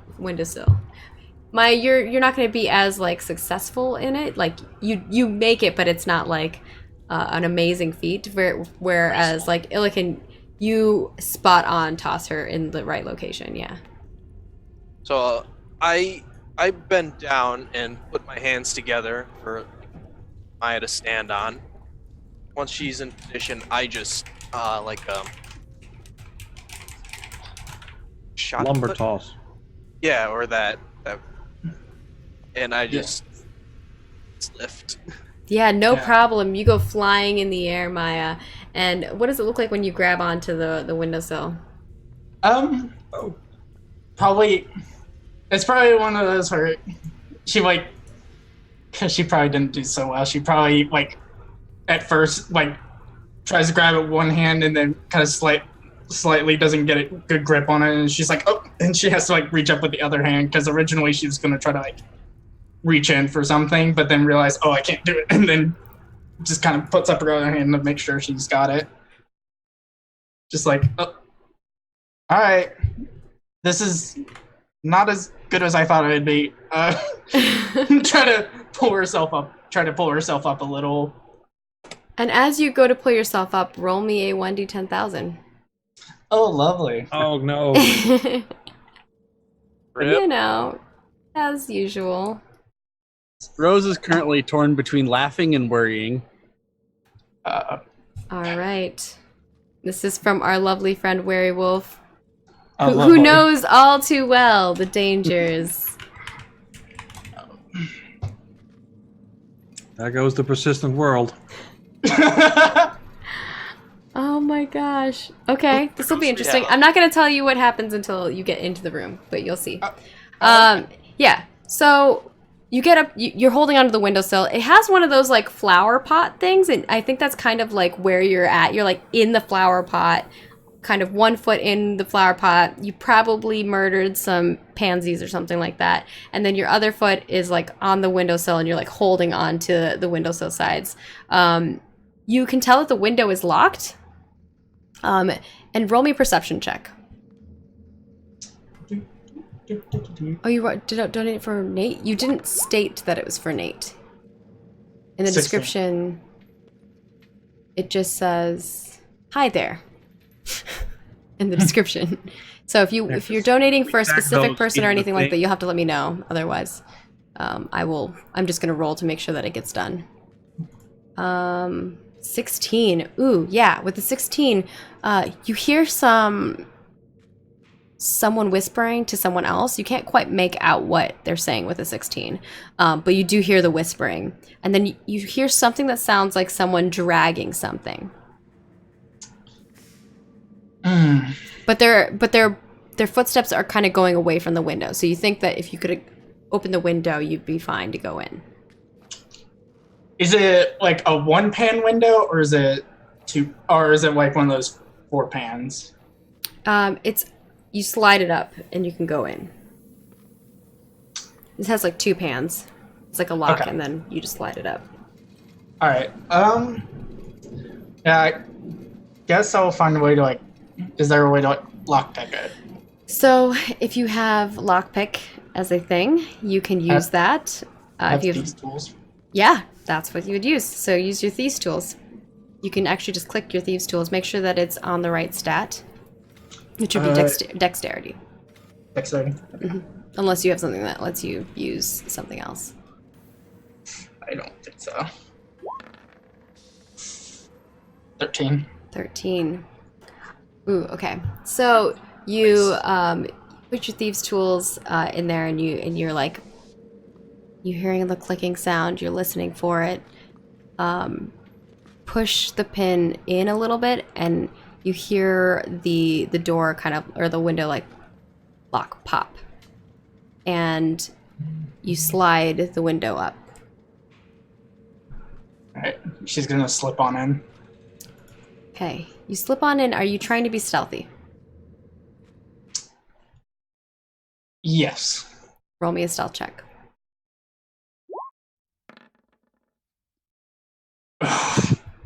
Okay. Yeah, you're trying to be stealthy. You're quietly, you think you're quietly going through, but as you open the window and you stick your foot into the door or onto the floor, your foot lands on one of those candle holders. They have a name. They have like handle on the side, and there's a candle. There's a name, like a specific name for those candles. Someone will know. Yeah, and your foot slides on one of those, and you actually go sliding across the floor, and you make a little bit of a fumble of a noise, and you hear the footsteps to the left of you that were like clearly out in the hallway stop, and then you hear 2 people whispering to each other. And what do you do? Probably after like murmuring to herself, like cursing, just like, she's gonna kind of peek out the door and see if she can hear who's talking. Okay, so you're gonna walk up to the door. Yeah. You walk towards where the people were, and are you being stealth? Are you trying to be stealthy about it? I think considering that she realizes she botched it up, she's not even gonna really try anymore. She's Okay. just like, well, they probably know I'm here. All right, yeah. So you go to the edge. You kind of look over, and you're just gonna look down the hallway. Yeah. Yeah, you look down the hallway, and there's 2 people standing there. One person is a small child. They are wearing like kind of just commoner clothing, like a white shirt with like gray, or not gray, like khaki looking pants that are probably all too big for it. Looks like maybe they're hand-me-down items. There's a young, you can't really tell, they look more androgynous, but roll me a perception check.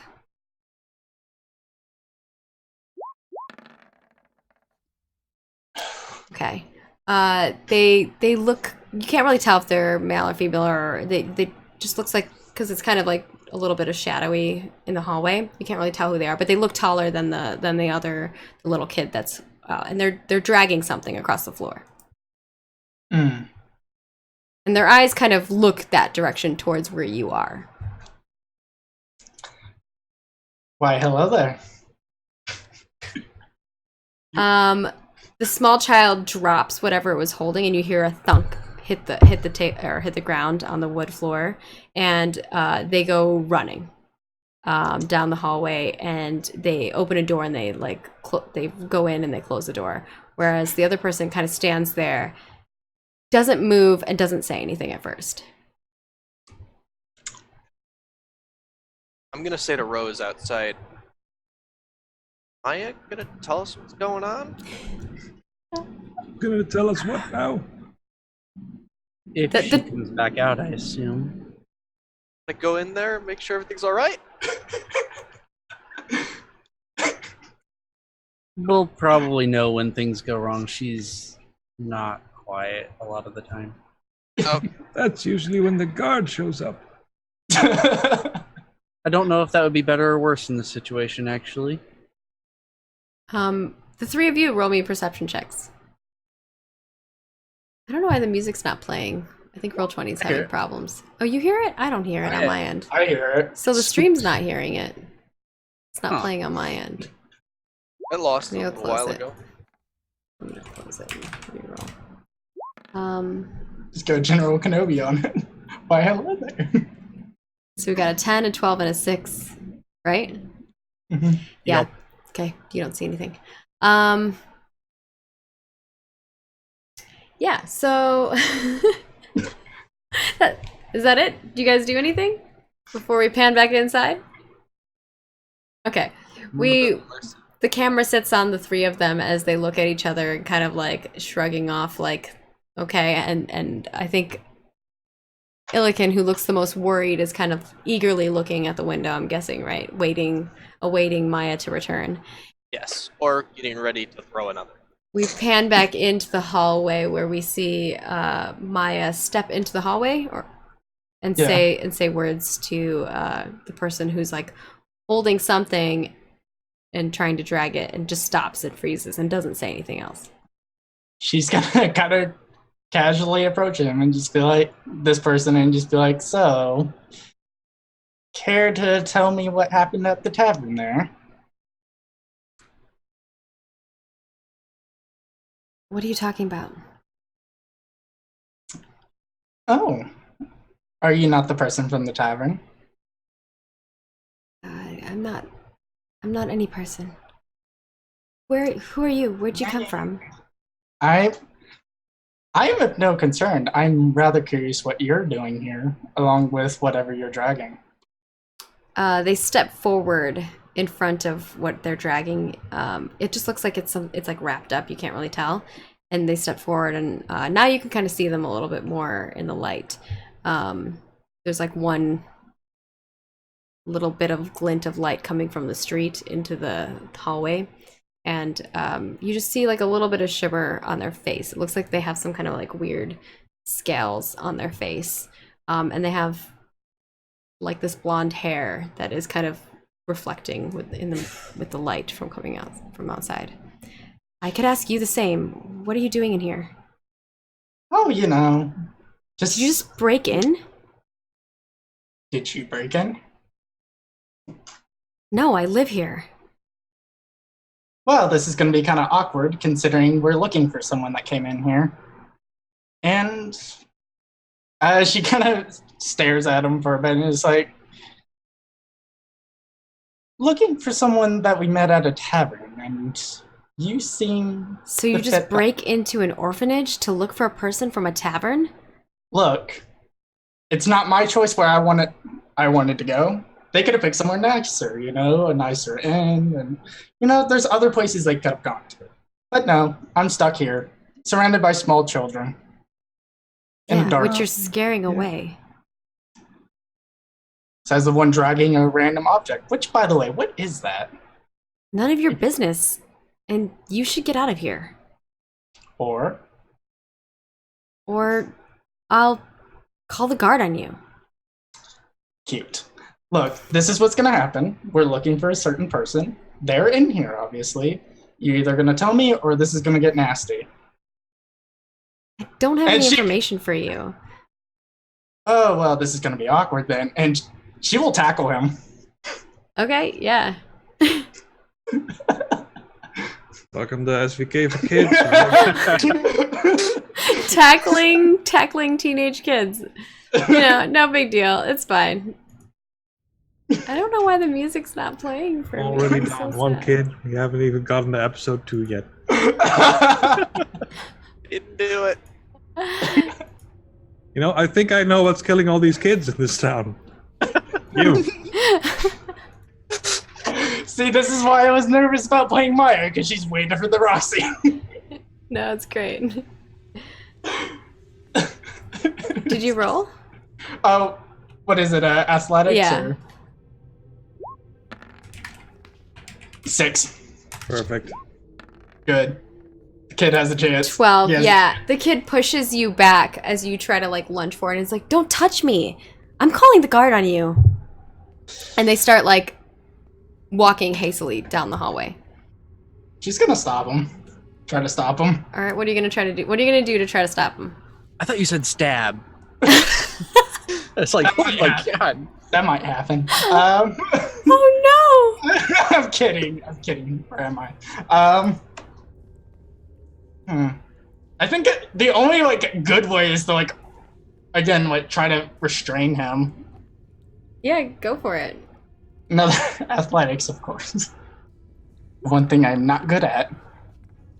Yep. See, this is why I shouldn't do strength tests, because this is the one. Yeah, no, this kid, no, they're inside of a building. The kid goes running. As you lunge forward to kind of chase them, you trip on the thing that's in the hallway, and then you have to get yourself back up, and the kid just goes running down the hallway. Can I look at what it is? Yeah. Do you have a light source? I have superior dark vision. Oh, okay. Yeah, so you look down at this thing that you just tripped over, you turn around, and you're not going to chase the kid? Not immediately. She wants to see what this is first. Okay. Well, if you don't chase them now, I'm going to tell you you're not going to catch them. These are the decisions that you must make.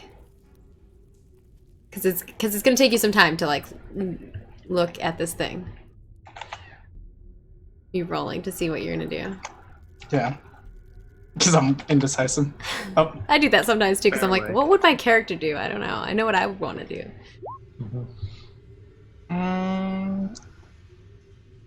She's going for the kid. Okay, yeah, you look back, and for a glimpse of it, you see it looks like something is wrapped in a large blanket or cloth. That's what you see. And then you book it after the kid. I'm going to give you another chance to do an athletics check as this kid is running down the stairs. They're booking it down the stairs.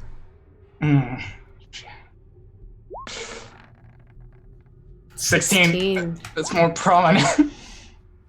Oh, you jump down. You don't even like use the staircase. You jump down off the railing to chase the kid and you land like hero style down on the ground. But the kid is already at the bottom of the stairway as you do the jump and is able to slip through your grasp as you go to grab at his tunic, and he goes running down the hallway. And he's going towards the door. He's running towards the door. Gonna get one more chance as the kid is like frantically trying to like unlock the doors. You on the other side, you all hear doors being unlocked. Oh, look, she's opening the door for us. I wait patiently outside the door until she's done. Well, I guess we have our answer. Oh 20. my gosh. Okay. And a 2. So they fumble as they're like shaking their hands as they go to like try to open the door, and they're on the chain part, so they unlock the first one, but the chain one they don't quite get. They're just trying to finick with it, and it's kind of like it's one of those, it's old, so you actually have to like do it a little bit, like you have to push it in and then pull, and like it's kind of a little rusty, so it has a little bit he has a little bit of trouble trying to open it, and you just clamber into the doorway, and you all hear on the other side just like a thunk on the wood door, and you've got this kid grappled. Oh, Look, we could have handled this a lot better. You had to do this. Who are you? Why are you in our house?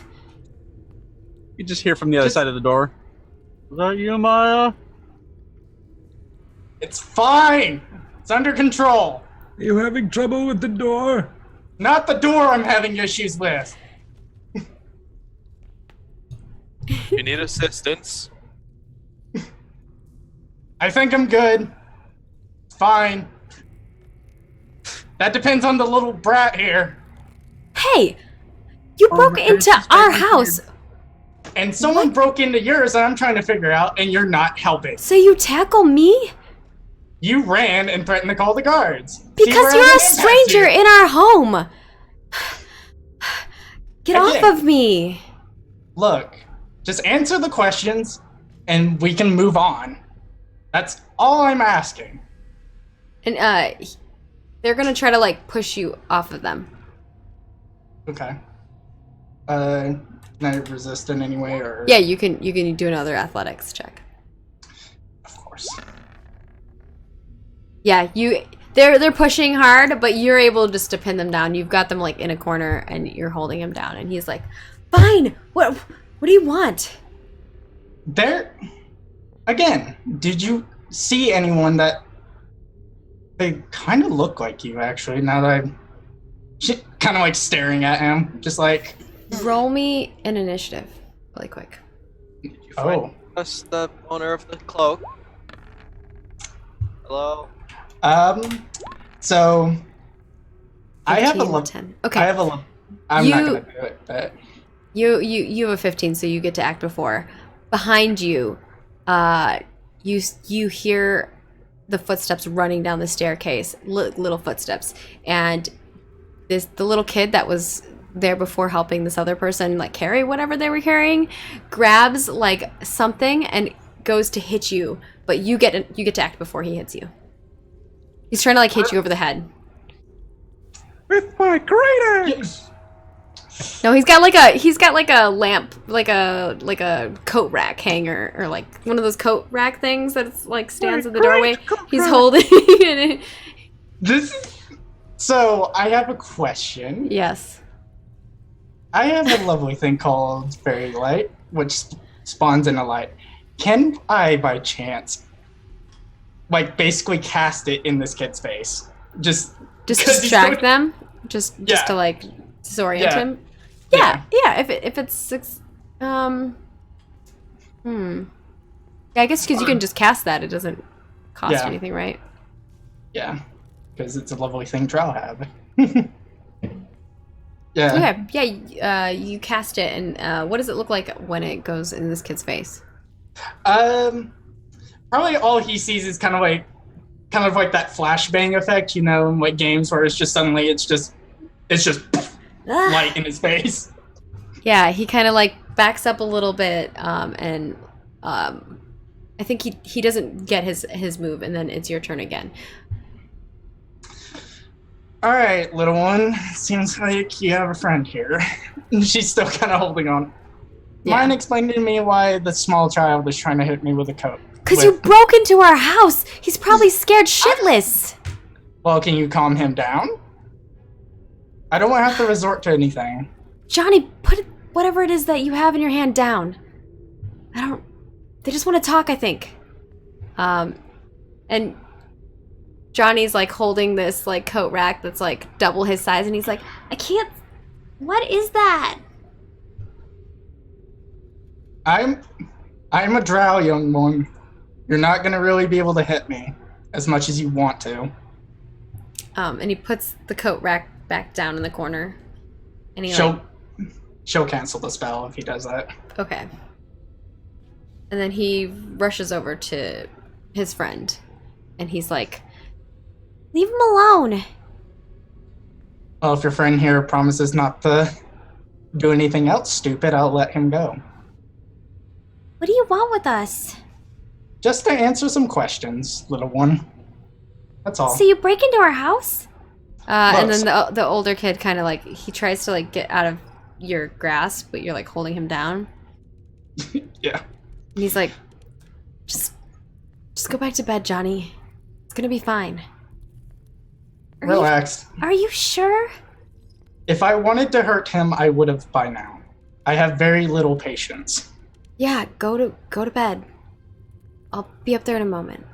And he kind of like looks cautiously and backs away, and then walks up the stairs slowly, but keeps turning around every like few stairs.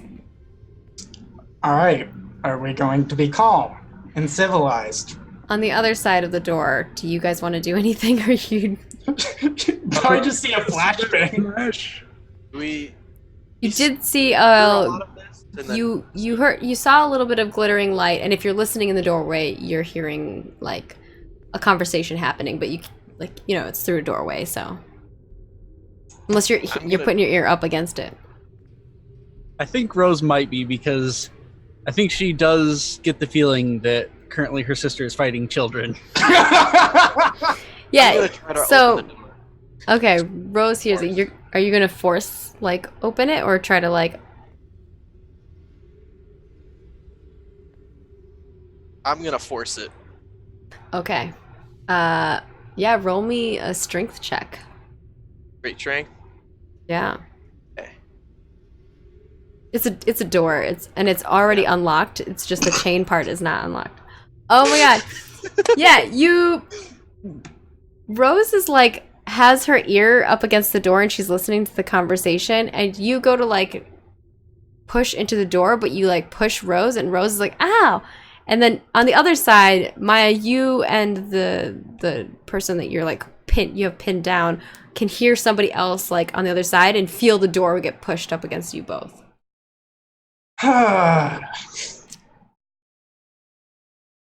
What is Mortimer doing in all of this? Just standing there, no idea what's going on. Okay. Mortimer, roll me a perception check since you're just standing there. The others are busy. Yep. That's not it.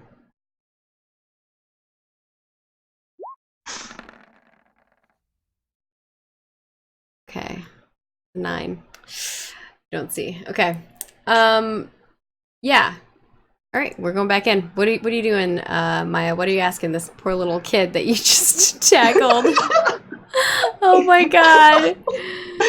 This is not what I expected at all. Anyway. So is it, by chance, is there someone that looks like you that might come by here often? Because you seriously look like the person you're dealing with. What do you want? What with this person? They were being nosy, and I'm trying to figure out why they were being nosy. Maybe they're curious why you're being nosy. You just broke into an Look, orphanage. they tuned into our conversation. And you're a nutcase. I'm gonna tell the guard this is the first chance I get. She really is. Look.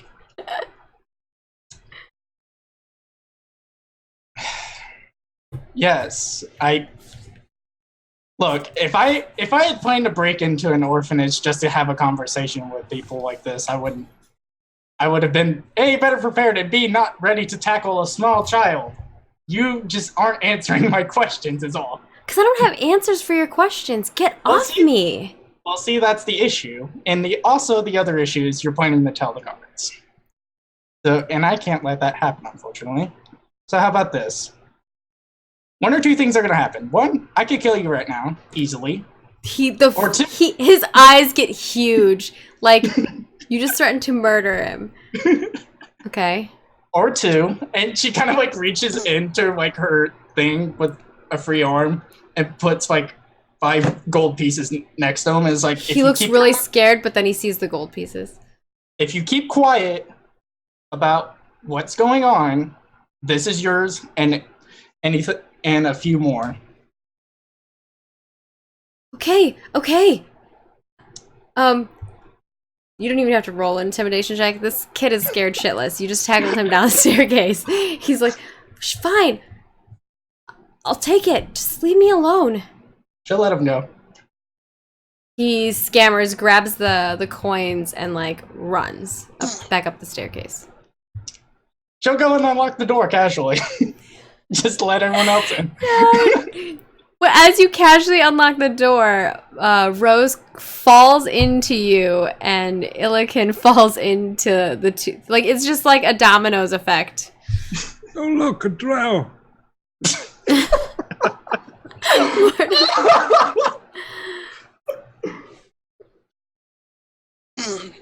That was eventful. Rose picks herself up. What did you just do? I did nothing. You heard the last bit of the conversation, Rose, as you were pinned up against the door between the door and Illiken. Sorry, I'm not the best at opening doors. Yes, yeah, I noticed when I was between the door and you. Didn't realize you were there. I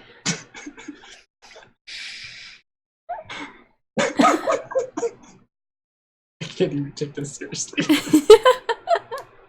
You're the one who tackled the child. I look. You don't let me help you, kid. I'll kill you. I know. I was like, oh my gosh. I'm like, you don't even need to roll. Like, you just threatened this poor child. It's fine. It's totally fine. Well, see, there was a bit of a complication. How so? Imagine that. Look, I am a duelist, not a thief. What do you peg me for? Some sort of thief? When eager for answers? Well, you did break in. Look. Is your argument that fighting people is better than stealing from them? Because that doesn't Yes. make sense. They fight less when you take their stuff. Mira's like, what just...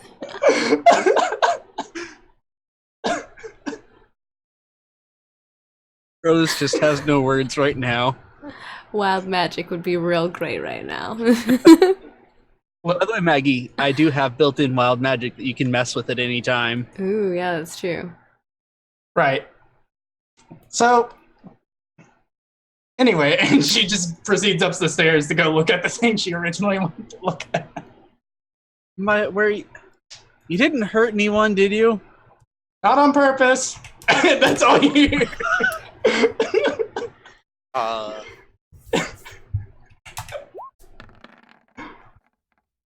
I'm rolling GM things. Ooh, you guys are lucky. Whew, okay.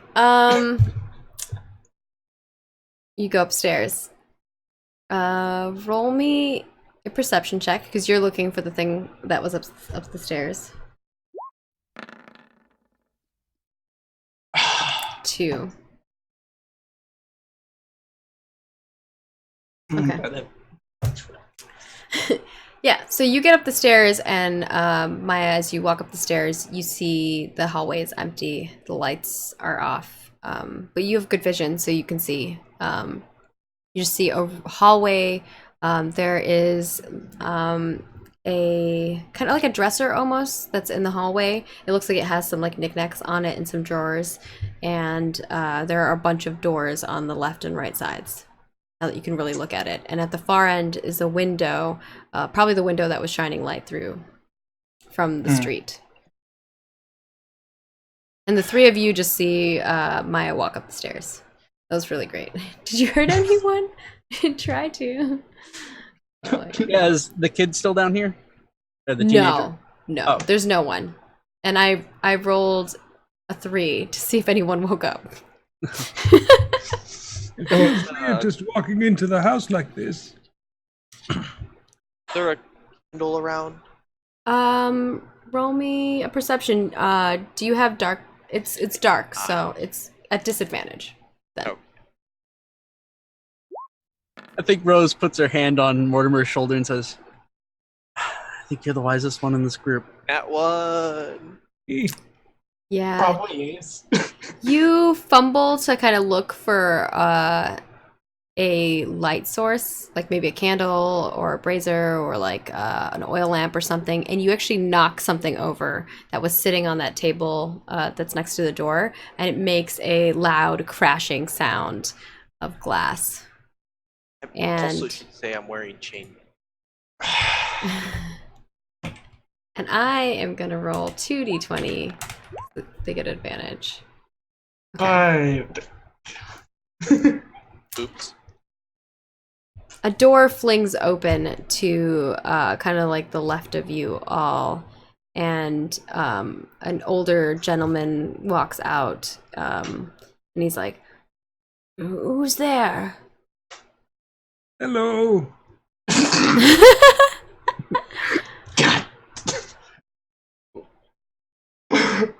What are you all doing here? I don't remember. Why are we here? What is this place? Oh, Uncle Morty, there you are. We found you. This isn't home. It's not. No. I think we wandered into a orphanage. We should really head out. I like the Is kids. this your uncle, you said? Yeah, he's not doing too well. I'm in the prime of something. I am just a friend helping them. Roll me deception checks, the two of you. Well, actually, roll me a deception check at advantage, Stan, if Nate is helping you. All right.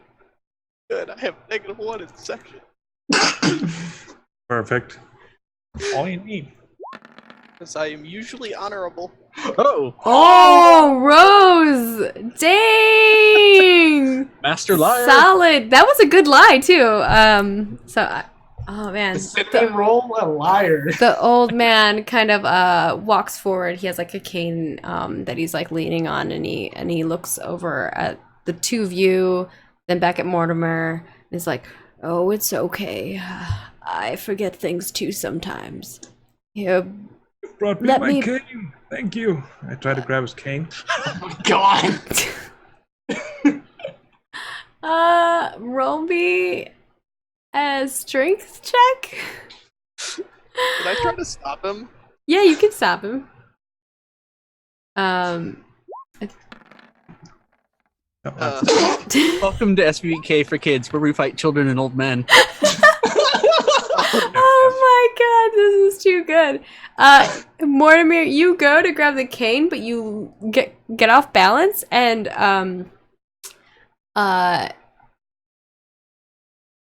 wait, why did you roll 2? one is a save, and it's not a save. Oh, strength check. Okay, That was the you- wrong button. It's the same roll, I think, but you know. Yeah, you roll a 15, which is better than a 0, a natty 1. Okay, never mind. I thought you rolled a natty 1. That's fine too if you want to go with that one. Illiken, roll me your strength check. Or your athletics. Athletics? Okay. Oh goodness. I don't know, y'all want to fight kids and old men. I'm trying to stop him. Don't, you old men. Mortimer, you get a hold of their cane, but Illiken pulls you kind of back, and you go back with him. Do you try to hold on to the cane, or do you let go? Or do you let go? Oh, I let go. Okay. And the gentleman kind of like gets a little off kilter as you grab his cane, and he's like, "I'm sorry, this is mine. Let me walk you all out. How did you get in here? Did the door was matron open the door for you all? Where is she?" I love Stan's face. Stan was like, That's so great. Funny story. Saw a light upstairs as we approached.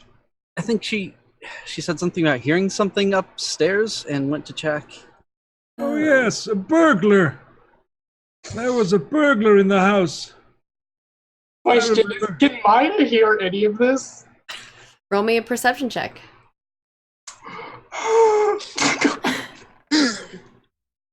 No, you don't hear any of this. Oh,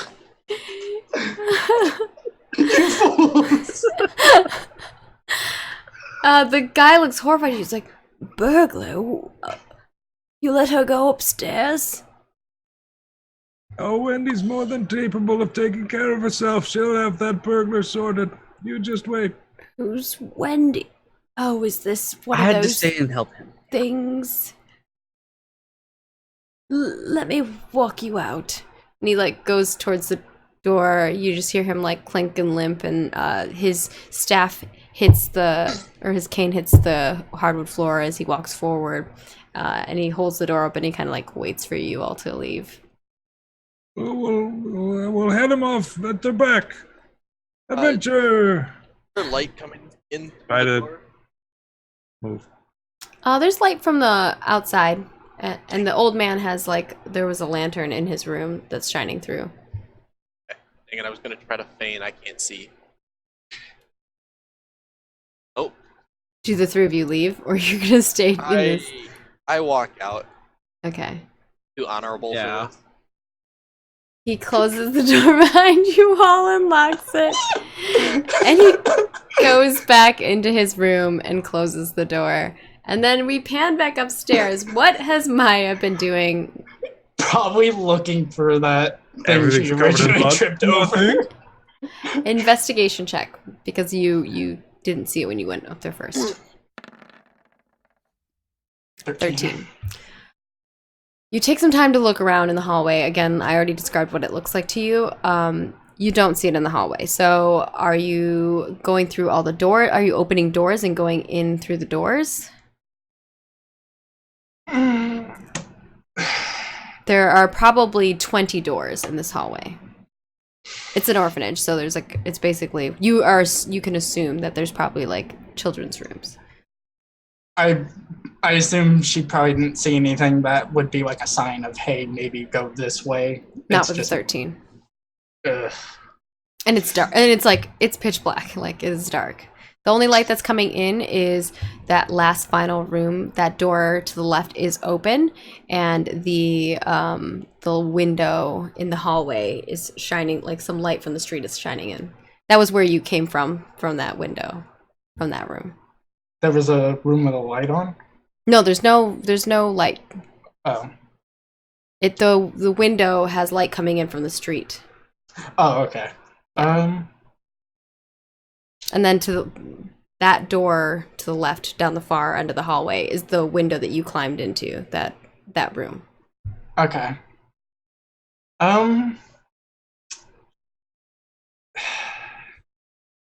I think she would probably try to investigate around the area that she originally saw the kids at.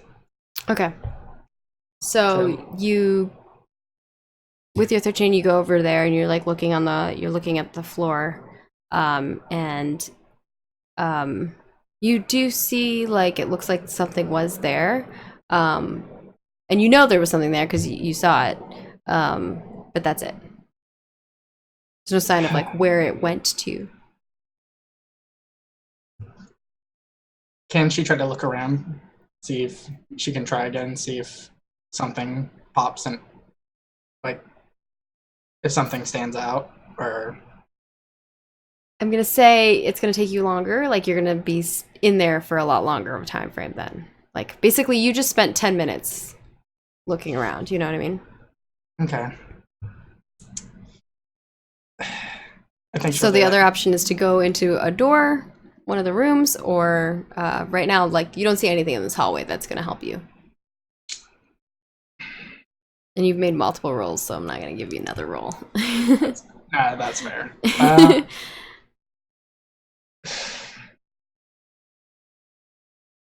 She'll probably kind of murmur to herself, just like that. And then just kind of, I think she'll just leave if she feels. I feel like she wouldn't try to stick around too much longer. Okay. Are you gonna leave out the window or out the front door?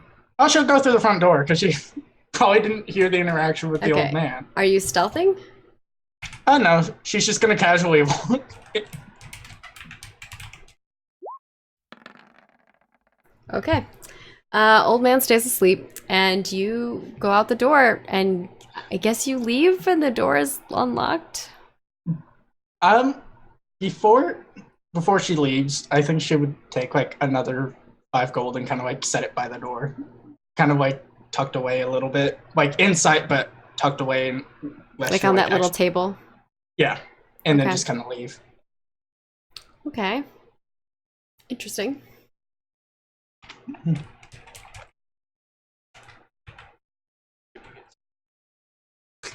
No. You trying to set up like a Sherlock thing here with the child informants? Well, considering it threatened one of them, I doubt it. That's fair. Okay, cool. Yeah, so you all see Maya come out the door and closes the door behind her. Where's Wendy? Did you get the burglar? What's going on? No, but something's going on. I can throw you back up there. Mm. I mean, I can. Look. We can wait till morning. I mean, we may have to come back here at some point, because I doubt. What sinister thing is that child that you tackled? They were dragging something. I'm not too sure what it was, but they were dragging something. It looked wrapped up. I was on 100%. I couldn't find it after I let him go. So I'm presuming he did something with it while I was trying to acquire him. How dare he drag something? In his own home. Thank you, Mortimer, now that you've been wearing that cloak, for Already. No, I don't have definitely, it. you don't have it. I gave it away I to. had it in my hand. Oh, okay. I used it to try to get into the orphanage. Right. I forgot about Then, that. I'm sorry. After that, I would have given it back. No, you're still holding on the cloak. Okay, cool. You're not Okay. wearing it. No one's wearing it. Okay. I thought you were still. I forgot that you weren't wearing it anymore. Yes. Sorry. Continue. Look, something's going on. I don't trust those little kids, but they'll be quiet about this incident. For now. Because you killed them? Did No. What do you take me for? you? He's I known don't you know. Very for light. less than a day. Shh. Let the old man speak his mind. What do you take me for? Well, you did break into an orphanage and you're a drow and you stole someone's cloak and then you chased Excuse them me down. 1 second, Mortimer. Yes, but She's a drow.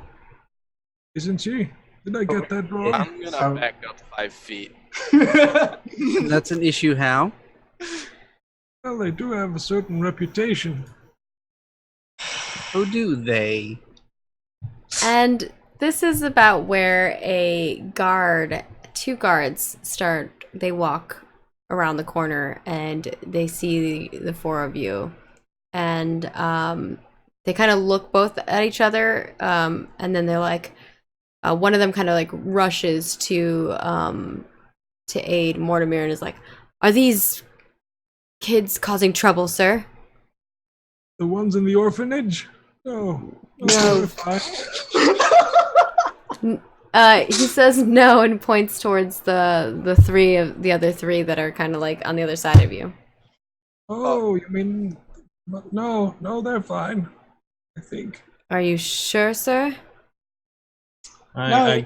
I give the drow another glance. Probably. The other We were just having a lovely discussion of what he thinks of Drow. the other guard walks forward and goes, "What are the four of you doing past curfew?" Oh, my curfew's up? I'm sorry. Just let you point me to my home. Maya and I are new to the city. I didn't know there was a curfew. Interesting. It's for the safety of the town. The mayor's put it forward. No one told you. Not upon entering here. Haven't been here very long. At least I haven't. Well- I don't know where I am. Is this man with you? Unfortunately. This is Mortimer. Yes. Maybe you've seen him. Hail, Space Viking. They have plays. We're back. We are back, Mr. Frodo. The other guard that was kind of over by Mortimer is like, of course, this is Mortimer. That's why I was concerned. You know, people may be trying to mug you for your money, sir. We should get you home. Where is your home? Excellent question.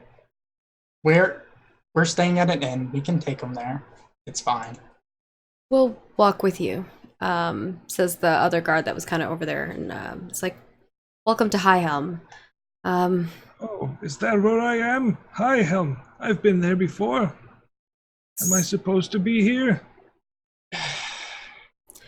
What are the relations of the three of you to Sir Mortimer here? Acquaintances at best. Unfortunate Yes, acquaintances. We shared a drink at the tavern. We just met today. How many drinks? He had water. Hmm. He's a bit on the older end for the human spectrum, unfortunately. I hard. didn't finish mine. And the two of you, how'd you come to be in High Helm? We're having this conversation as we're walking back to the inn. My business is my own. Well, I'm the guard, so your business is my business, especially if you're in my town.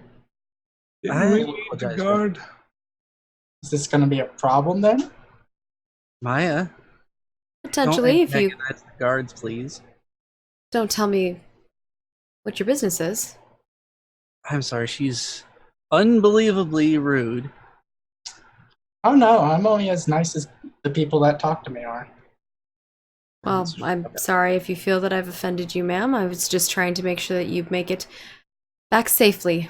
There's been, well, disappearance. Burglaries? Burglaries are here and there, but more frequently there's been some disappearances, and we'd like to keep everyone safe. So if you can stay indoors until dusk, or until dawn, from dusk till dawn, we would appreciate that. Oh sure. Understood. I'm sorry about all this. I'm a artisan from another town here to see the guild. A painter. A little bit of a sculptor. But I'm Rose. Rose Orlet. I'm Harold. Hello, Harold. I'm Mortimer Jones, famed adventurer. I've heard of you, Mortimer. Many people have. Would you like a book? I think my wife probably has a few of them already. Oh, yes, of course. But Sorry. I'm sure she wouldn't mind a signed one. Yes, I could sign it. I grab a book from my pack. All right. Who should? Oh, it's already signed. By me and Wendy. Oh, aren't you lucky? Should I write your name on it too? And I have like the shakiest hand, so You can you pretty much know that's not gonna go well. write it to Anna. That's my wife. Anna. That's a good name. And I do my best to write Anna, and it comes out okay-ish. Yeah, he takes the book graciously. Here you go.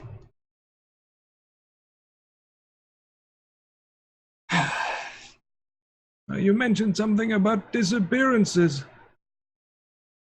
Is that why I'm here? I hope. Finding people? Oh, to find people. I think you can't even find your home, sir. Maybe finding other people might not be best idea. Oh no, he clearly is sound of mind. Adventurer.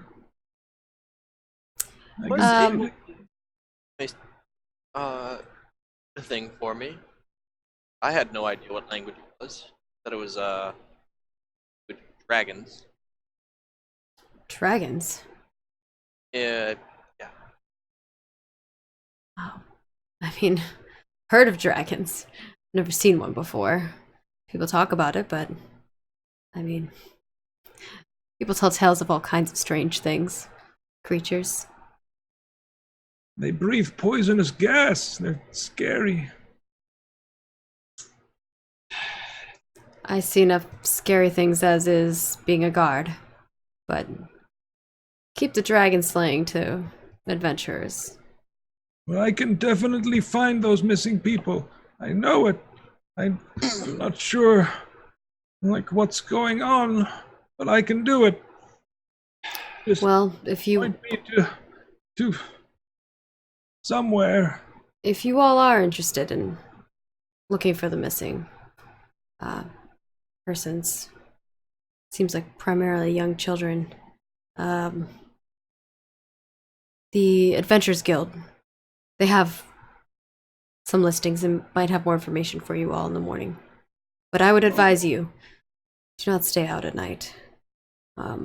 My patrol, I've increased the number, and yet we're still losing people. But Are they just vanishing, or something else? well, to be frank, we haven't really got a good lead. And what information I can share with you all is that much. The Adventurers Guild will have much further information. You know, obviously we don't want to share too much or disclose too much without, you know, contracts and agreements. Did you write all that down, Wendy? Wendy? The officer kind of looks a little worried, like, are you sure he's gonna be alright? I think my wife disappeared. You, She was just here. Went I'm to the sure- bathroom. Oh, yes, that makes sense. Always going to the bathroom, that one.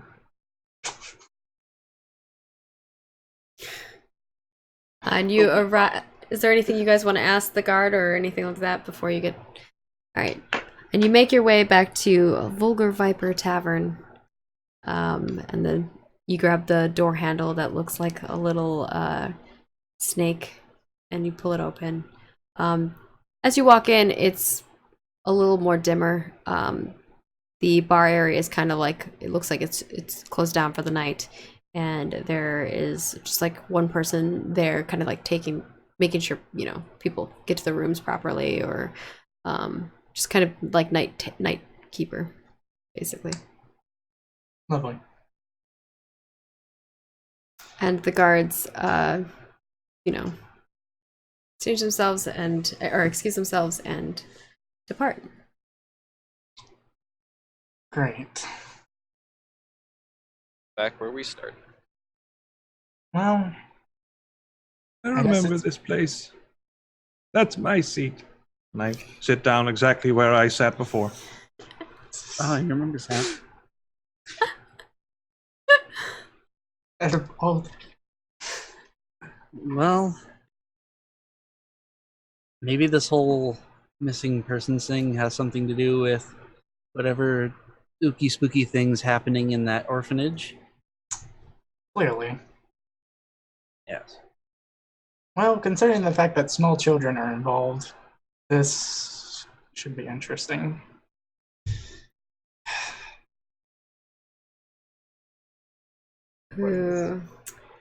And as the four of you are sitting there, thank you, old Mr. Frodo, for the $30 donation for a threat.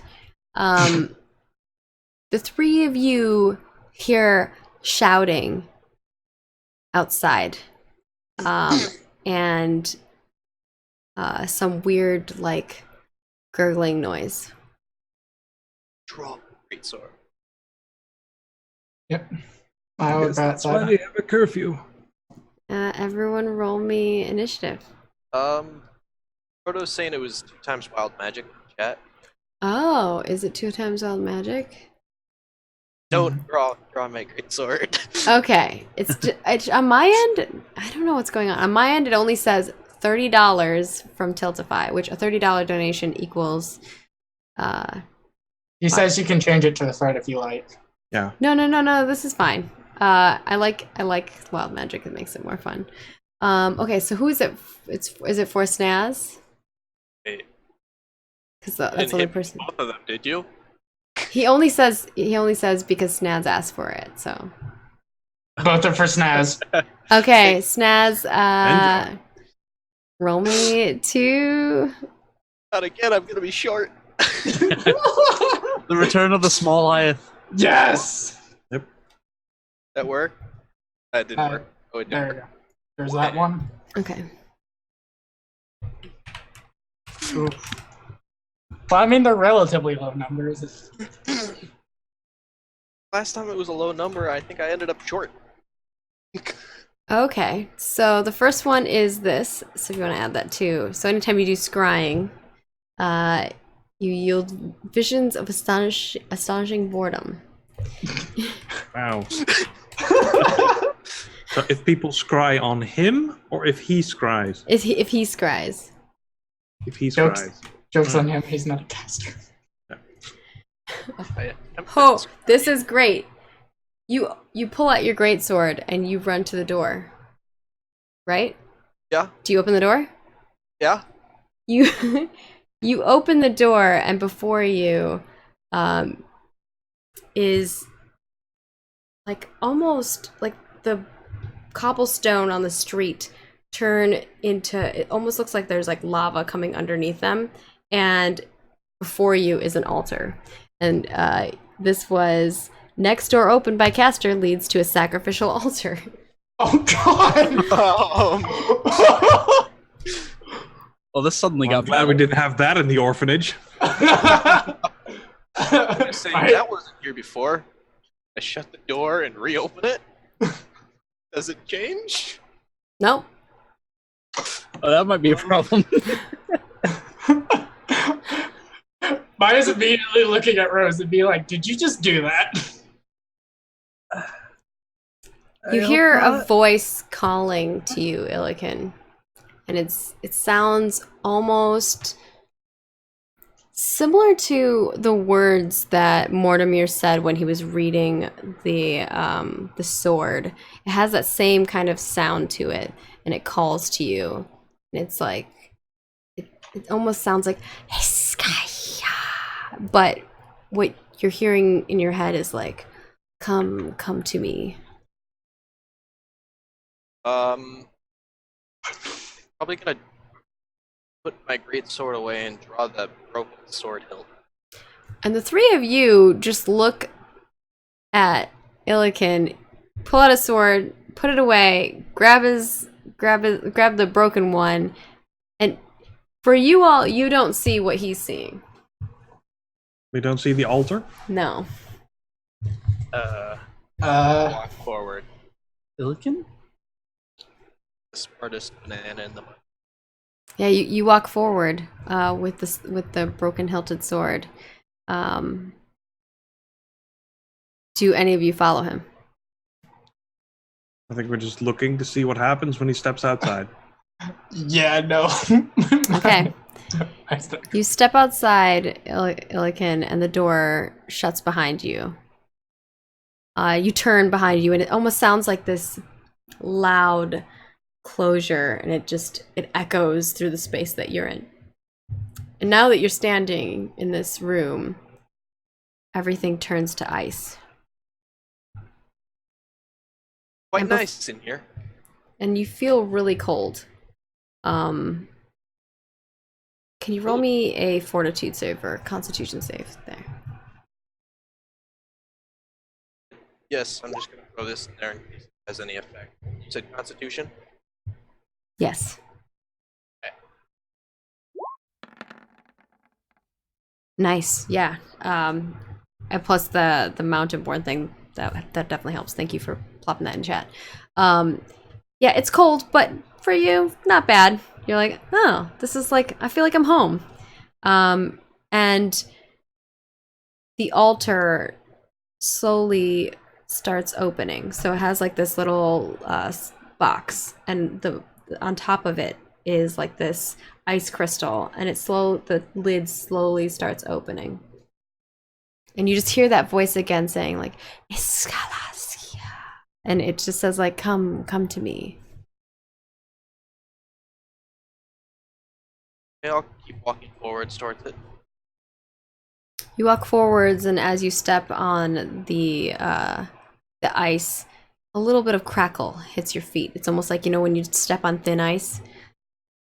And you, like, pause for a moment because you're like, And then you look around, and it looks like you're in the middle of a giant lake. Wait, was there a city here before? And now before you, below you, is the altar. The lid of it is fully opened, and you can see down that there's a staircase down below.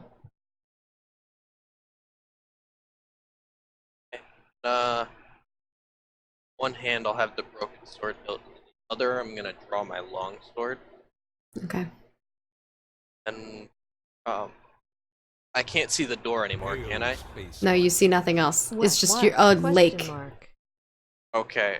I'm gonna go downstairs. Yeah, you go down the stairs. As soon as you get into it, the lid closes above you, and you just hear this loud and it like suctions down. And do you try to like push it back up, or do you keep walking down? I think I'll pause for a second and try, see if I can open it. If I have a way out. Roll me a strength check. Okay. No budge. Feels like it's like sealed tight.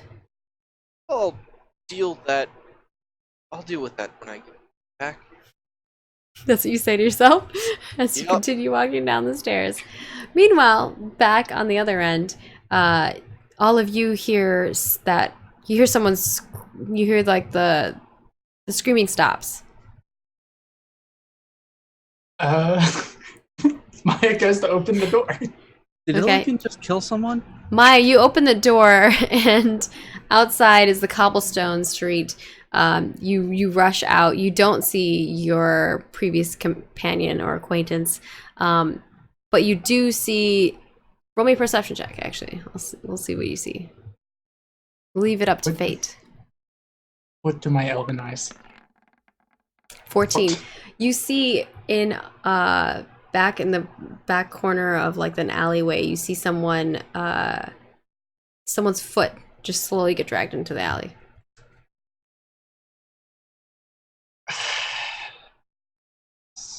She's gonna go investigate. She rushes forward. Do any of you guys follow? Rose follows. you all follow in suit, and as you get to the corner, you can see this person. It looks like someone is dragging the guard that you had just talked to, and they're wearing a cloak. Oh, lovely. She's gonna run at him. There Okay. for the first fight? All three of you roll me initiative. You don't count Bring it small child wrangling as fighting. I see how it is. That was a fight. Oh, that was an encounter. That is actually a 14 for me. So we've got Maya with the 14. We've got Mortimer with a 13 and Rose with the 6. And I will roll for this person's.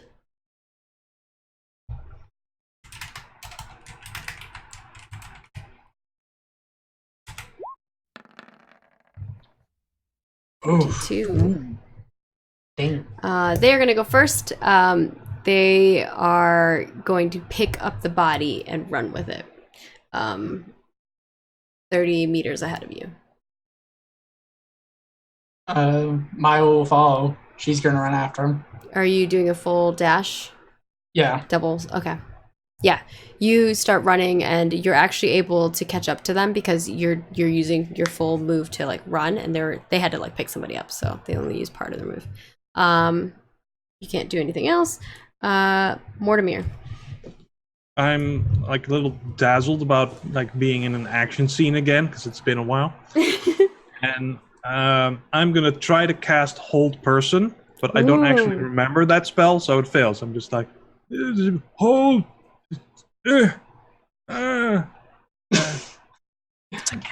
I And rigged. it just fizzles. And then I just start walking after them. Walking. Okay. So you start walking after them. Just regular walking pace or Briskly. briskly? Okay, briskly. And then it is going to be Rose's turn. All right. How far away are they? They're probably 60 feet away from you. I think I'm going to try to slow them down by casting dancing lights, like just right in their Thanks, face. Nice. Like sisters. You're both doing the dancing lights things. Okay. So, yeah, you're just trying to distract them. Yeah, maybe get them to trip or something, or take a wrong turn. Okay. That doesn't, you don't have to cast anything for that. It's just, you just do it. Yeah. All right, is there going to be their turn? And they're like, what the heck? There's these lights in their way. And they're going to book it. They... like debating if they just they fully run. They just keep running. Is there any way to like attack them to like, I don't know, like cut out like their leg or something, like cut a tendon so they like Yeah, slow you can down a aim. bit? You can aim shot. Yeah. Okay, I would love to do that. See how well you roll on your attack. 18. Okay. 18 hits. They take 4 piercing. Okay.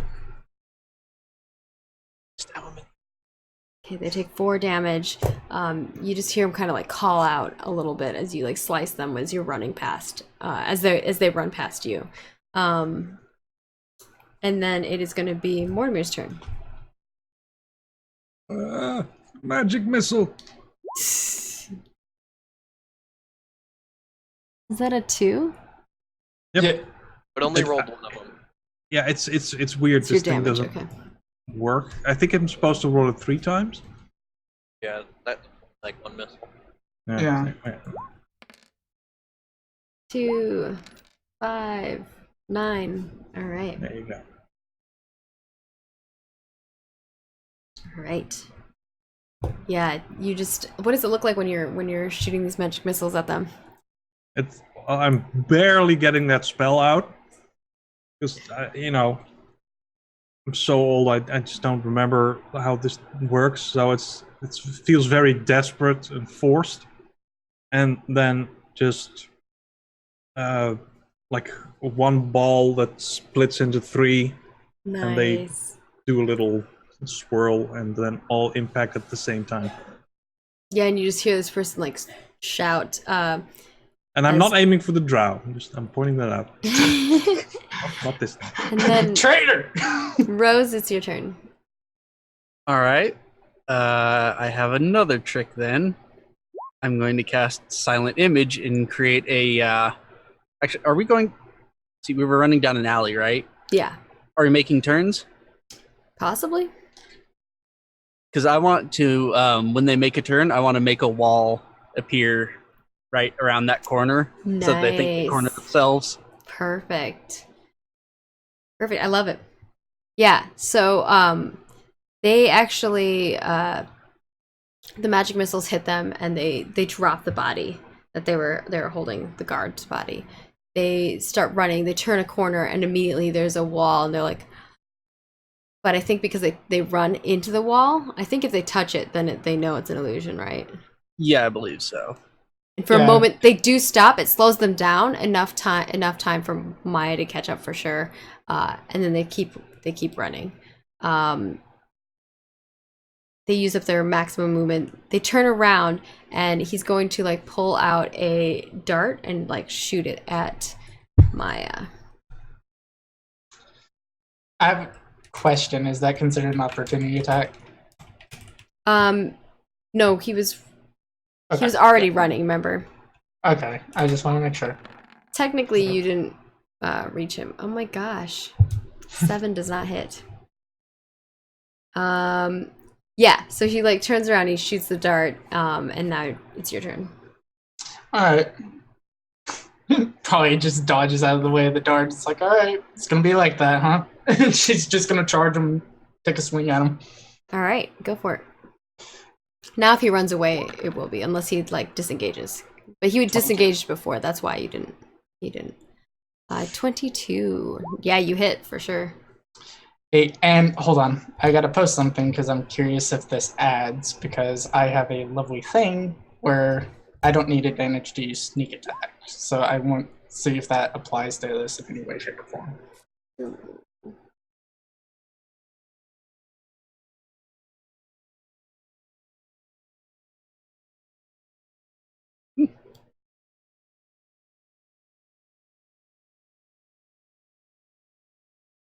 Yeah, you're within 5 feet of them, and no other creatures are within 5 feet of you. You don't have an advantage. You don't have disadvantage. Yeah, roll your sneak attack damage. Okay. Nice. That's a good skill. Oh yeah, no, it's not rolling, so I'll just do it manually.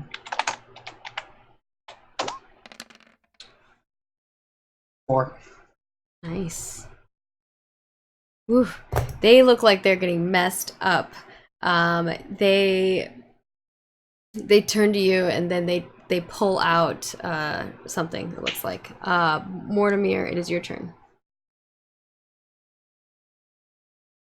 Mortimer. Oh, sorry, I got distracted by chat.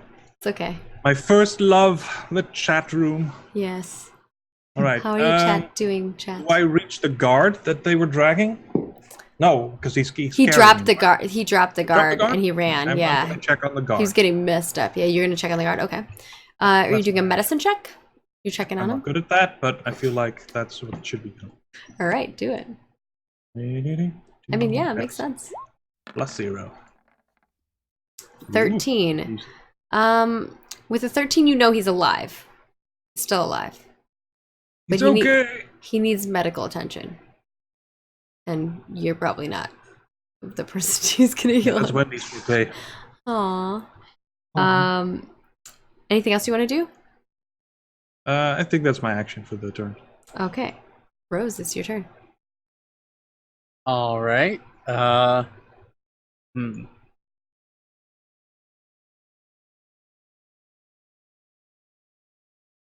I think I'm just gonna launch a firebolt at him. So when she does that, she takes out of a little like necklace pouch she has, kind of like a almost chalk-sized piece of crystal, and she sort of like draws the shape out and puts her hand to it, and it launches out the fireball. It's like kind of Nice. this weird like mix of like greens and blues.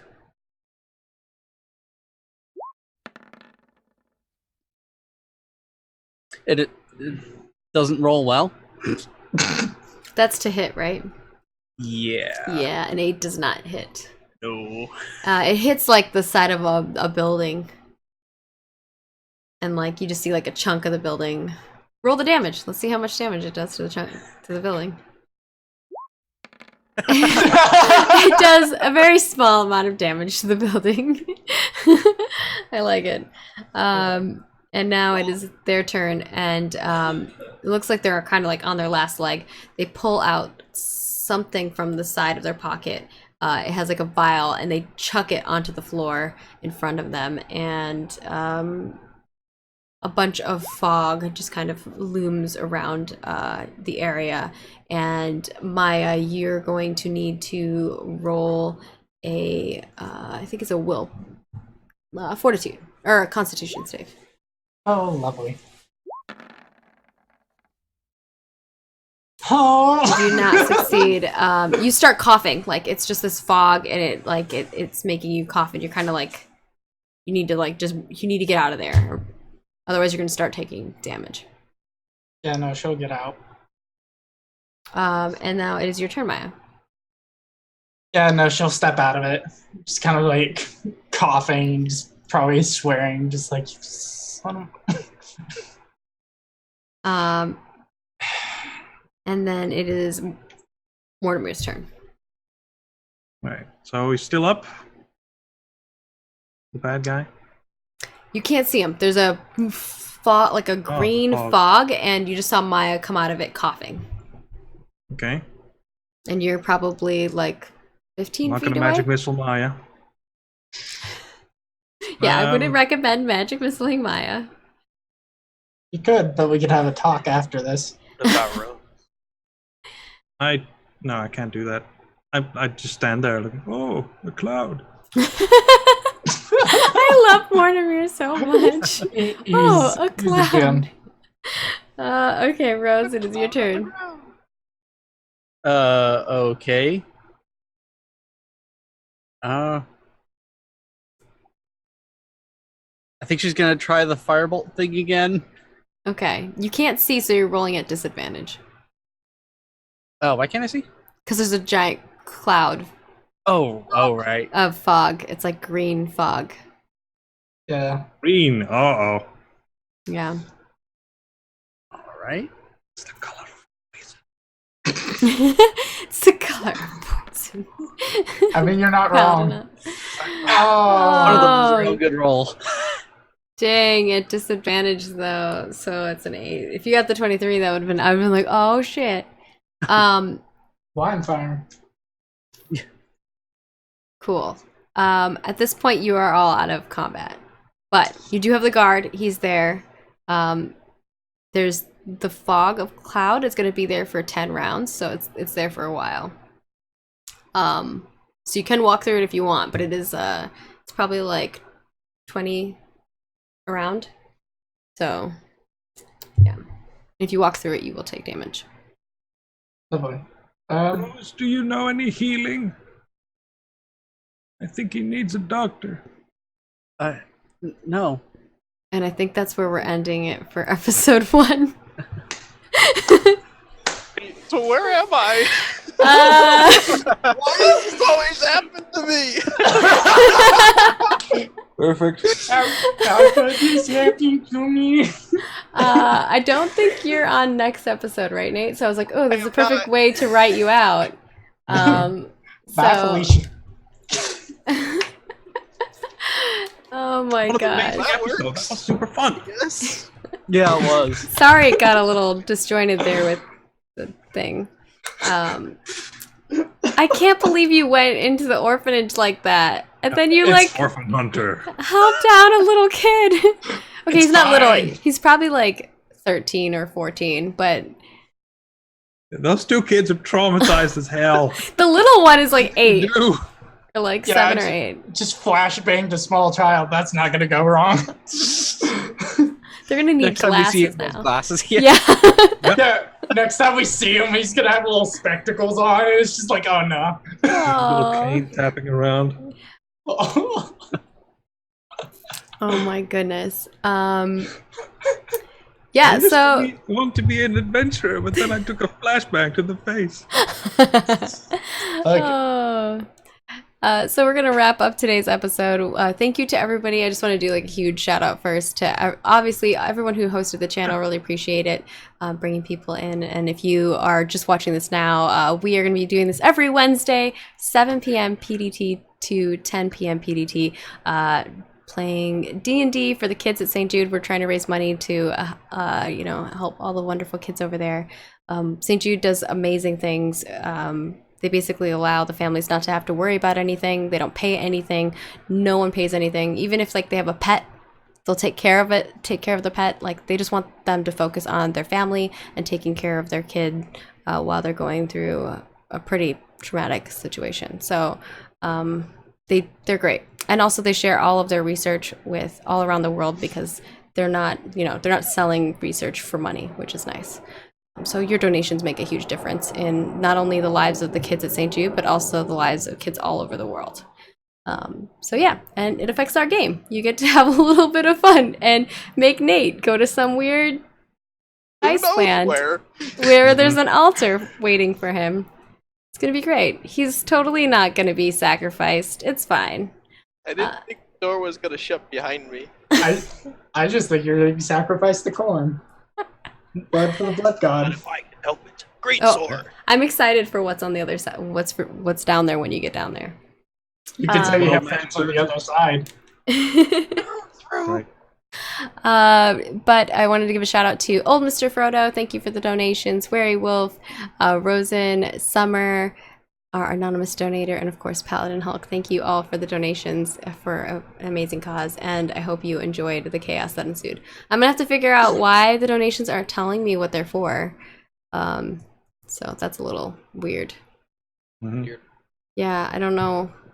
I That's think for it's next time. I think it says it when it pops up, but I'm like obviously not looking at that. I'm only looking at the tracker because it's strange. But let's go around. Everyone just say like where people can find you at, as well as what your favorite moment was from tonight. We'll start with Illiken, aka Snaz. Well, I'm not a map. It's true. You're not a map. You're still a Goliath. Mm-hmm. Regular For size. now. So but yeah, you can find me at